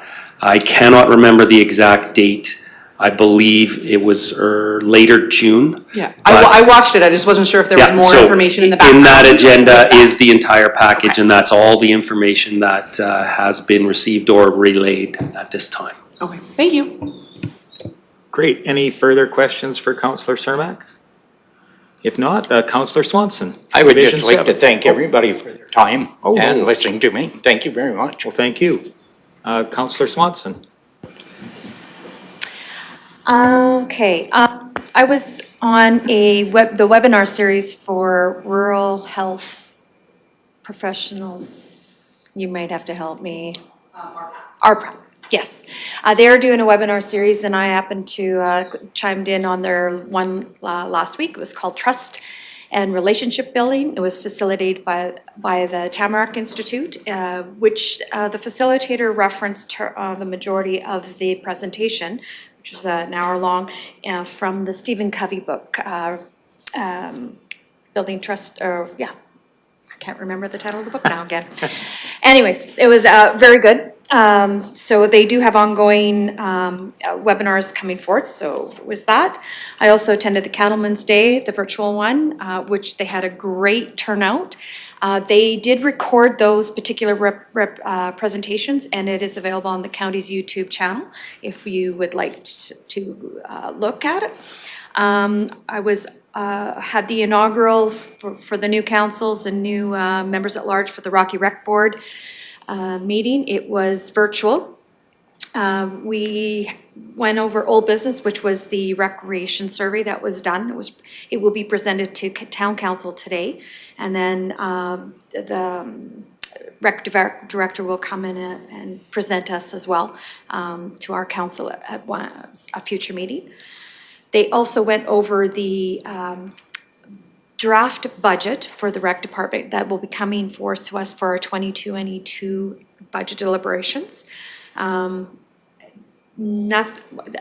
did a good job of breaking down each particular capital project and going forward, and we'll have some much needed asks coming ahead. One of it has been, of course, we all heard about the bike pump tracks. That's coming, and they would like to really use the North Saskatchewan River Park a little bit more, so with that. So there'll be more coming down the pipe, I would imagine, either through our strategic plan or through our budget deliberations in regards to recreation. I attended the Stone Soup Strategic Planning. That was an all-day event. It was attended also by other local programming services.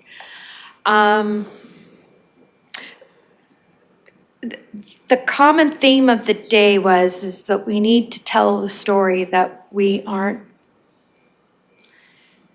this is happening here. We can't play a blind eye to that it isn't happening here. It is happening here. And that is everything from homelessness to low income to affordable housing. And our area has been very blessed this last 18 months with having some oil and gas activity, so therefore it impacts those most at risk for, I'll just say, affordable rent. And the Lord's Food Bank has been opening up their shelter, and they will do it as, I'll just say, as the weather cools off. They do open up in the evenings at 11 o'clock for those that need a warm place for the night, but they have to leave the next morning. So I came away with the fact that maybe as a council, as a county, we can have some discussions, particularly, of what we can do. Maybe it is through extra growing food up the North Quarter, or it is allowing something through our MDP plan to allow for that temporary housing, or maybe we can allocate something for a family that would like to open their property to allow somebody to, a single parent, raising a family kind of a thing. And I know it's out in the county, it's a little bit, the transportation will be the issue. It always is. But there was a great strategic talk, and even to the point where it's, can we create a building, can we create a space where these people can go, have on-site daycare, little things like that. So that was a very, very good day. It's just the start, and we can participate going forward. So I won't go any more on that. And again, as Reeve Lougheed has mentioned, we did attend the Cape Meet and Greet last Thursday evening. A very excited group of elected officials and some business and going forward. And their general meeting is happening on December 1st, I believe. But as the Cape rep, as the details come forward, I'll be sharing what their initiatives are, and there'll be some new board appointments at the fall meeting. So anyways, that's all I have to share. Thanks. Thank you. Any questions for Councillor Swanson? Councillor Melhoff? You may not be able to answer this, but do you know the capacity of the Lord's Food Bank shelter? Like, how many people can they house? They literally take everything out of their dining room, and they only have, they said, between 1 and 5 people. So the women's shelter, the Yes. Roswell shelter, they won't turn away anybody, but they will try and find an outlet for people to be able to, if they're at capacity, they'll try and find other areas. Their biggest thing is extra coats, mitts, and toques right now, doesn't matter, bring them, like they're handing them out left, right, and center. And the problem is that the programs are shortly funded. We need support. Supports are long-term, whereas the programs are just based on funding. And there's a lot of people falling through the cracks on that, especially the ones that are being administrated through the Central Alberta stuff through the Red Deer. Because they were saying in the last 2 years, there was only 2 cases that they've been able to help through the Central Alberta housing affordability. And it seems like if you're closer to the center, you're gonna get help. The further away you are, the least likely you're gonna get help, so. And it's having the services where the people are. And I think that's where we have to start thinking about assisting with our other municipal partners and the First Nations. And I know there's been talks about a Mother Turtle Lodge and things like that, and maybe that's something we can dive into in the next, as we go forward in our term. There will be more conversations about that, but anyways, I hope, sorry. No, that's fine. No, I'm glad that they're helping as well. I just didn't know what capacity that they would have, and 1 to 5 is not a very big capacity when we definitely know there's a higher need than that. So, but thank you I appreciate it. And Councillor Graham? You mentioned growing food on the North Quarter. That's a really interesting idea, I think, and that's something too that we could tie to Ag Services to use as educating youth on the whole process of food. I really like that idea. That's all. Okay, any further questions for Councillor Swanson? CO Reid? I only want to jump on the North Quarter comments. Of course, that property has many opportunities. And just so you know, it is currently used, large portions of it are currently used for experimental crop work or applied research work. So it's not as though it's sitting empty. But I do, want to highlight the fact that who's on Ag Services Board? So that those councillors are eligible and please do bring it up with that board and ensure that all the options for that property are being explored fully by the Ag Services Board, who could then recommend to council if they wanted or saw a different option for that property. I certainly have seen community gardens thrive in other places. Who knows what would happen here in Clearwater? Great, well, thank you all for your reports. That was very, very informative. And at the danger of becoming last word Lougheed here, I should mention that I did actually attend the Parkland Regional Library for their organizational meeting. It was a virtual meeting, and at that meeting, Deputy Mayor, I believe, Phillips was chosen as the divisional representative, so, additional work within our community as well from on the Parkland Regional Library Board.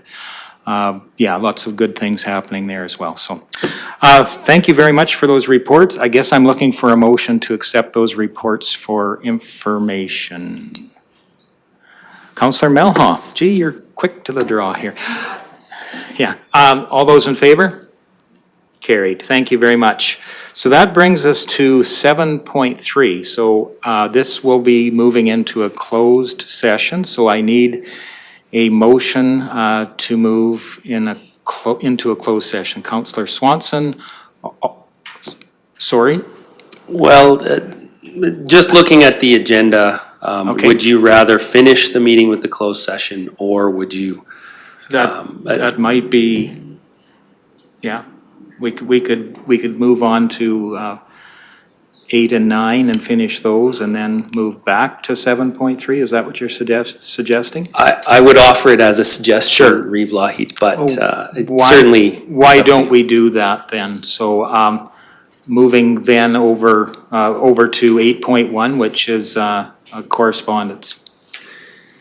Thank you, Reeve Lahid. So you all received this by email, and this letter received from two residents, the Leafs, and it brings to question quite a few aspects of the broadband project. And of course, you know, as correspondents, what we typically do, I will tell you that most, if not all, of those topics will be covered in your orientation session yet to come, as well as in your budget deliberations and any other project actions that will come forward.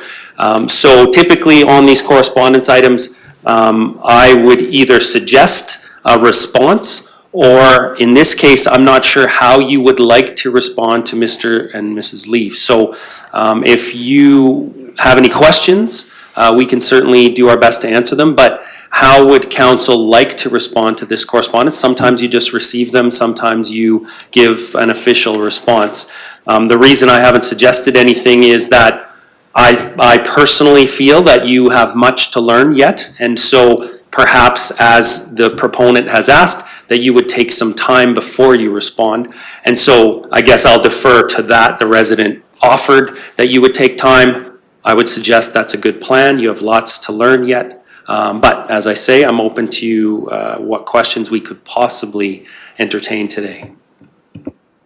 Thank you for that. Yeah, typically we do accept these for information, unless there's something pressing that needs to be answered, or I think as you've aptly outlined, that's a path forward. I think council's learning more about their roles as we move forward here. And Councillor Melhoff? Thank you. So I believe that we can't answer this properly until we have that that orientation with broadband. Do we table this then to be brought back for giving them a response, or do we receive his information and then respond? Like how? Because I agree, we need to get the information before we can respond, because I would love to respond and think that we should, but do not think that we can appropriately do so till we have the information. I think either way could be inappropriate. Mr. Reid, what is your feeling on this? Council has several options. You could certainly table it, not give it an official response today, and we would bring it back then to a subsequent council meeting. You do have the option of suggesting a motion right now that says council will reply in such a form by such a date. You could make that motion today to make it clear. So yeah, you can either receive, or you could table, or you could receive with an action if you saw an action there. So looking for direction from council here. I'll just say my personal opinion is that we receive this for information, and you know, anticipating a response as council has gained their fundamentals on the project. And you know, that's one possibility moving forward, just looking for consensus from council, what they feel is the most appropriate action at this time. Do we have other motions that are still tabled? I think we're clear of tabled motions at the time as well, so. Councillor Swanson? I'll make a motion that we receive this letter as information with the, to respond at a later date once a council has been apprised of the project. Thank you for that. Anybody need further clarification on the motion? If not, I will call the question. All those in favor? And that's carried. Thank you. That takes us to item 9, notices of motion. I'm looking if there are any notices of motion. Councillor Swanson? It's typically, we have a whirlwind schedule each time a municipal election comes around. And, you know, for new councils to get orientations, for new committee assignments, you know, our fall conventions, and our annual budget finalizations for the final year. And we have little time to meet with our municipal neighbors. So during this election campaign, I heard loud and clear that constituents have said many times that they want our new councils to rebuild the relationship. So I feel that we need to begin the first critical step. And I'd like to see us, CR3 councils prioritize having a larger conversation before we individually go before our strategic plans. So I'm going to bring forward this motion, and I will send it to you by email, Tracy Lynn.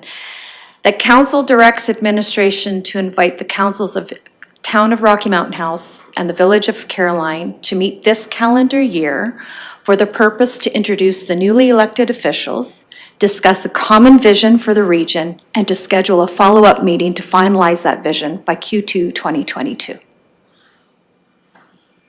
Okay. Thank you, Councillor Swanson. So just for council's information here, maybe Mr. Reid would be best to outline how a notice of motion is handled appropriately here, so. So we received the notice of motion today, and then council will vote on it at the next council meeting. Is one way. You, of course, have the ability today, if you wish to add it to today's decision-making, you can, in essence, make a motion to do that. And if you get 2/3 accepting that, then you could vote on that motion today. But you will not have had any, you know, report or what have you. So typically what we do, we receive a notice of motion, then it appears on the next agenda. Okay, is council comfortable with that process then? Would there be any further notices of motion? Seeing none, I think that brings us back to 7.3, which is a closed session. So for that, I need a motion to move into in camera. Councillor Ratcliffe, all those in favor? Thank you. We will take a 5-minute break.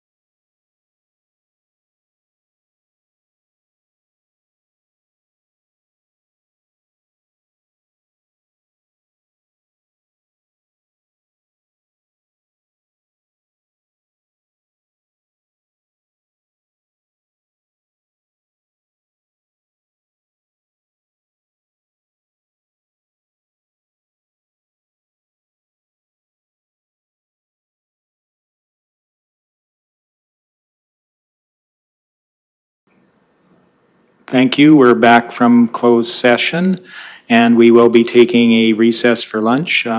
Is half an hour enough for everybody? Not enough? 45 minutes? Okay, half an hour. Half an hour. I know we've got a busy day planned.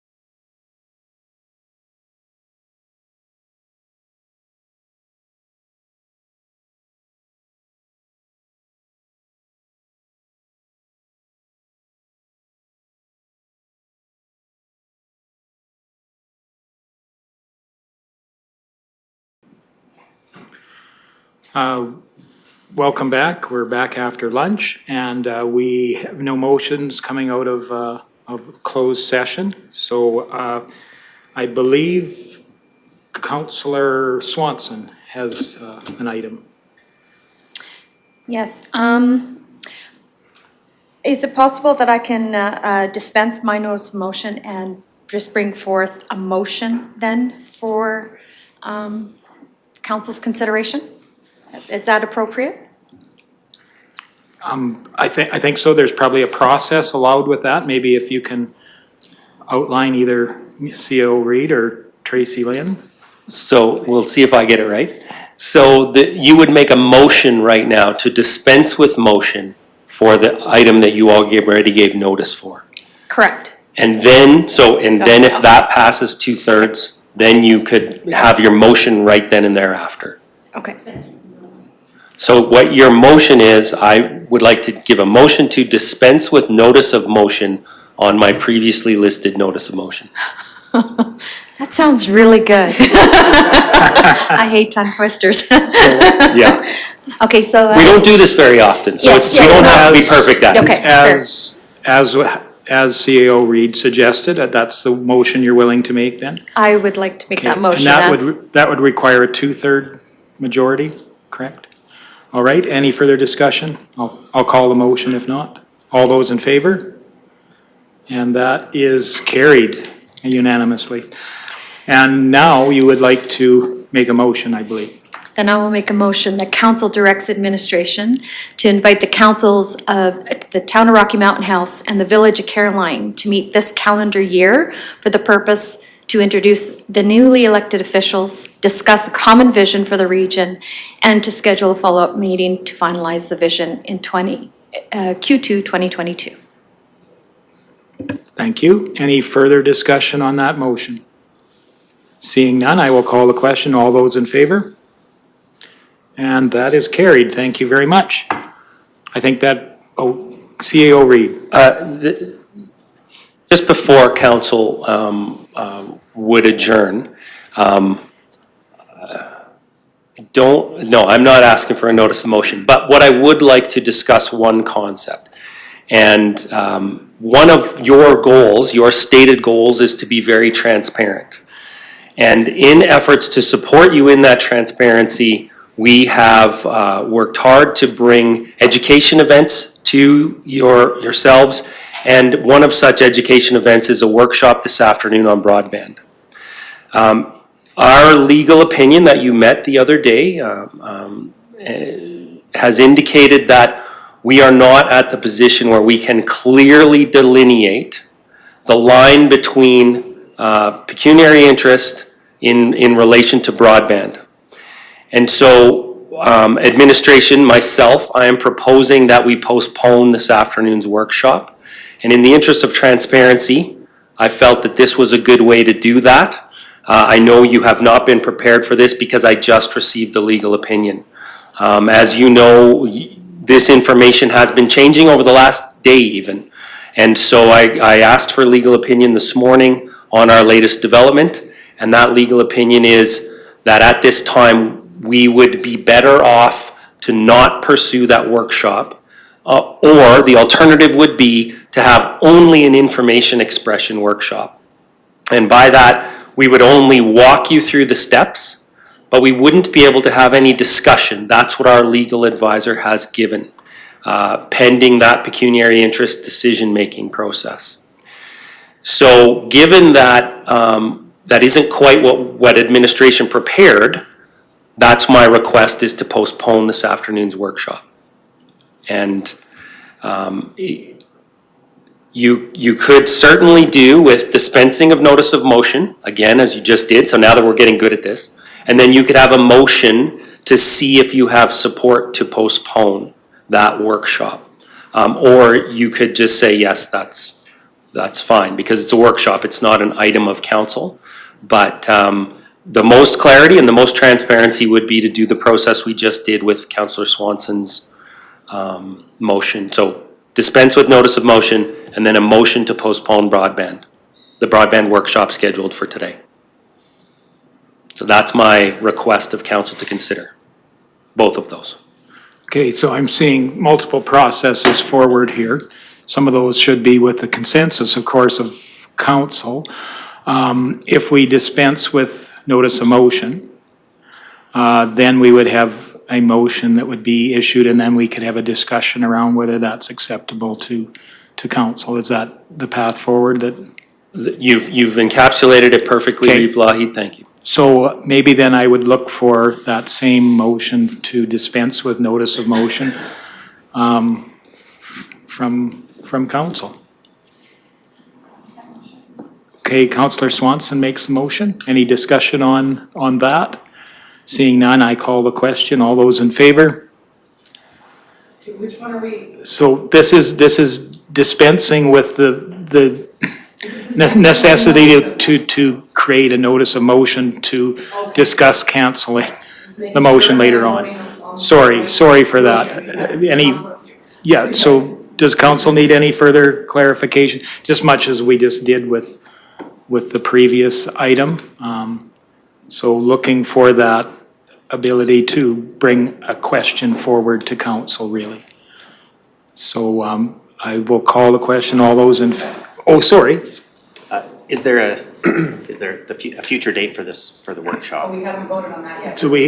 So we're going to have a discussion around canceling or postponing the workshop. But this is just leading into being able to have that discussion. So it's basically getting council's approval or sanction to bring that up as a motion. So Councillor Swanson made the motion. I am going to call the question. All those in favor? And that is carried. Thank you. So then I'm looking for a motion to postpone what was it termed? The broadband orientation workshop. So that's what the next motion would be, and we will have a discussion around that as well. So Councillor Swanson, and I'll open that up for discussion then. Any comments or questions around postponing the broadband orientation?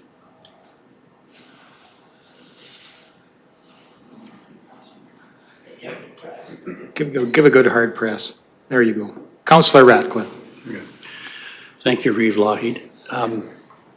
Is there a future date in mind where this would happen? Or would that depend on how long it would take conditions to be met? Certainly, we want to have clarity on the pecuniary interest question. So is there a date? I think you all know that November is pretty busy. You've got conference to go to. So at this time, administration could not suggest a date. Well, Okay, the 16th, you had already booked off for a workshop that was canceled, correct?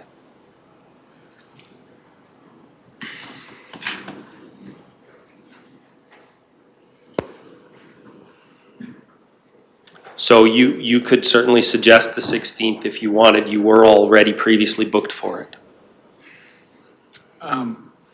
Okay, Councillor Swanson? I have a conflict that day for the afternoon.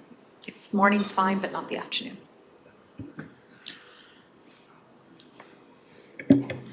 okay, and I take it that the issue here is conflicting advice from council and from municipal affairs. Is that correct?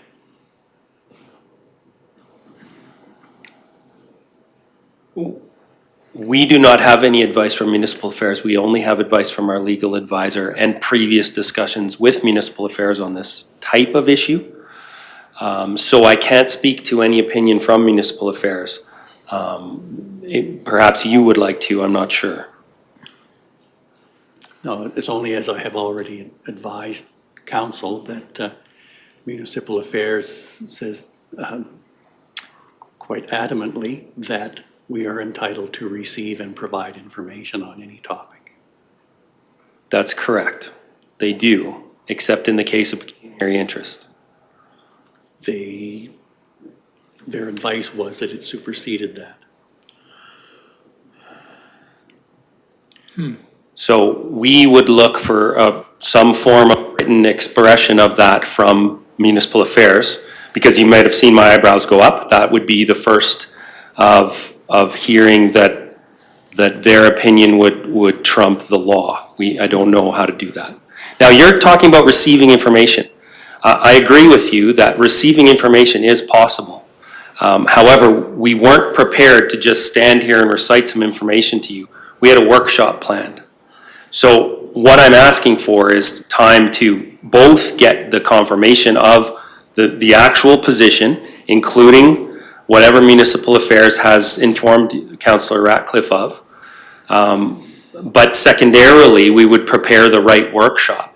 What we had planned to do today would involve crossing the line. It's pretty hard to, other than giving the same information that is available to every resident and is on our website right now, I can give you the date of the council item where we presented all of the motions that have been given for broadband. That is already public, and so we could give you that this afternoon. If you felt that was valuable, there would be no discussion. We wouldn't go anywhere near any of the legal issues that may come up from it. But that is certainly possible, Councillor Ratcliffe. We could definitely have a session today where we walk you through simply reciting the motions, the public information that's available online to any resident. We could do that. But at this time, the advice we've received from our legal counsel is that we cannot discuss it until this question is properly answered. Or, to be clear, unless Councillor Ratcliffe is willing to recuse himself for discussions. And if you want to make that clear today, I guess you could, and we could go forward from that matter, but. Okay, my understanding from municipal affairs was that discussion around decisions is the critical element. That if we are not making decisions, then receiving and giving information is a requirement. So as I said, we can definitely give you the information that is publicly available. However, as council is here, I leave it up to you. If you want to proceed with this, I will excuse myself. I guess I'll make a comment first. I know this council, as I'm beginning to understand it, has a lot of keen questions around all issues around their role as councillor.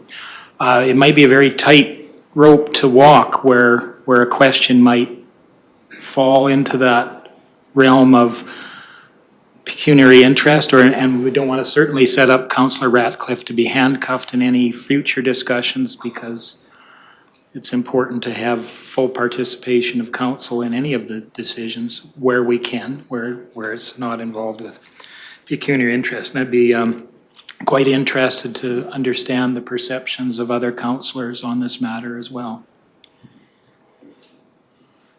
So not everybody talk at once, but it is a difficult thing, because we certainly want to protect the integrity of the decision-making process here.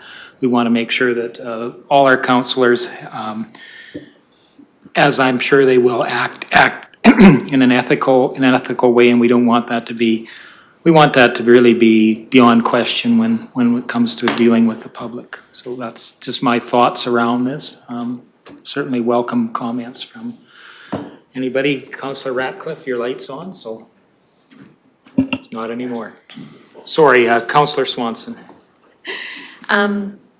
As you've just stated, Reeve Lougheed, I agree with you. I don't see this afternoon as being as imperative of maybe finding those answers that CEO Reid has outlined, and then that way discussions going forward could possibly include Councillor Ratcliffe. And if we get ahead of one counselor, then we're doing a disservice to this whole council in making decisions. So, having maybe if this council would like to just go on an information to just reaffirm what has been already put forth as far as just an information, I'm okay with that. And if we just want to postpone entirely, that's fine.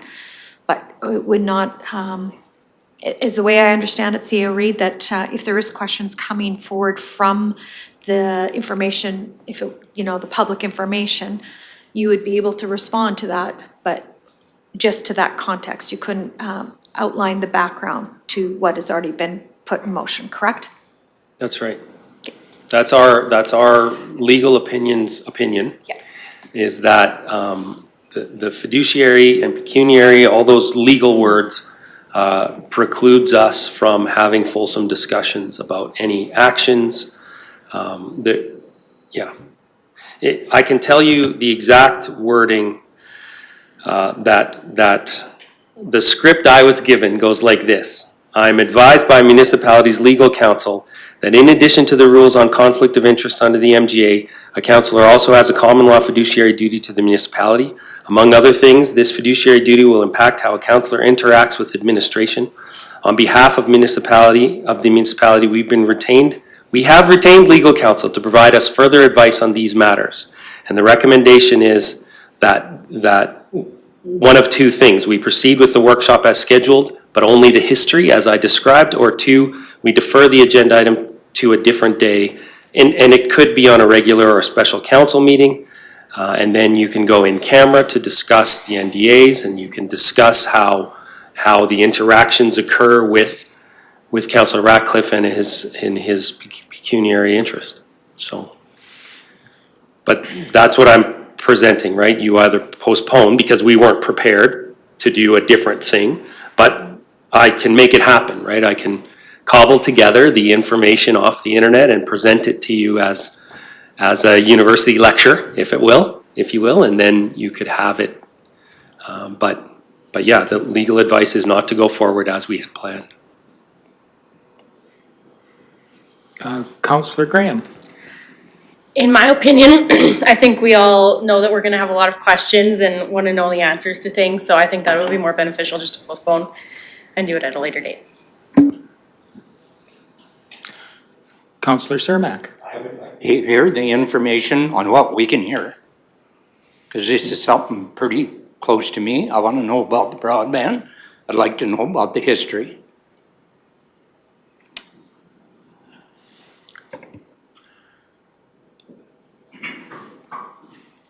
Councillor Graham, I am very much with you on that one, Councillor Cermak. This information that they're gonna give us though is all available on the internet to us, and that's why it's gonna be difficult, in my opinion, to have the kind of smaller information. CEO Reid, I think, has something to add as well too. So. I would add that certainly today, before you leave, we could give you a printed copy of that history, so that those of you who maybe don't have the best internet connection at home, you can absolutely get it though today, without the requirement of the workshop or taking that particular effort. But. So trying to look for consensus around council. Deputy Reeve Northcott, I haven't heard from you yet. Yeah, I'm okay with postponing it. Okay, thank you. And Councillor Malhoff? The buildup on this workshop, there must be some really important information with the buildup on this workshop. And I love that we all would like to see this information. And it would be unfair to have to ask Neil to leave. I feel that he has a lot to share. So I would agree in potentially postponing workshops so that we all can be involved, so that and all the legal opinions have cleared it all up. However, what is that date now? I really want to know my calendar then. Well, I've offered the 16th at 9 a.m. I thought you had a conflict that day. Okay, sorry, I thought you said conflict. Okay, thank you. I guess I'll chime in with my thing. Certainly, I think it's important to have all of council participate in these things, and if the opportunity is if there's a greater chance of that opportunity occurring at a postponed date, I think that's something I'm willing to accept, that we can get everybody up to speed very soon, at the soonest practical time. So any further discussion, Councillor Ratcliffe? I see your light's on. It's the ghost. It's the ghost. No, I haven't. Nothing further? Okay, so are we comfortable with calling the question around postponing tentatively to November 16th? Correct. All right, all those in favor? Oh, sorry. Well, what's the matter with the 15th? There's nothing on our November. We already had you booked for the 16th, so I'm making an assumption that you're more available that day, but also I am previously booked on the 15th. Okay, 16th works for me. I was just wondering why we picked that date. Okay. Yeah, It was a space I knew existed. Schedule Yeah. everybody, It was a crime of opportunity, that one. for sure, for sure. So again, I think we're ready to call that question. All those in favor?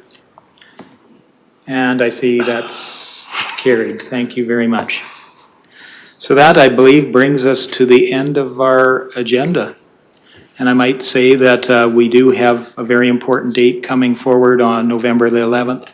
Hope you all can take a chance to recognize and understand those sacrifices that individuals and generations before us made for our personal freedoms, and those things we enjoy and trust and cherish today. So please take a moment on November the 11th to reflect on that. And with that, I look for a motion for adjournment. Councillor Swanson, I saw that hand go up first. So all those in favor? Thank you very much, and we'll see you all soon.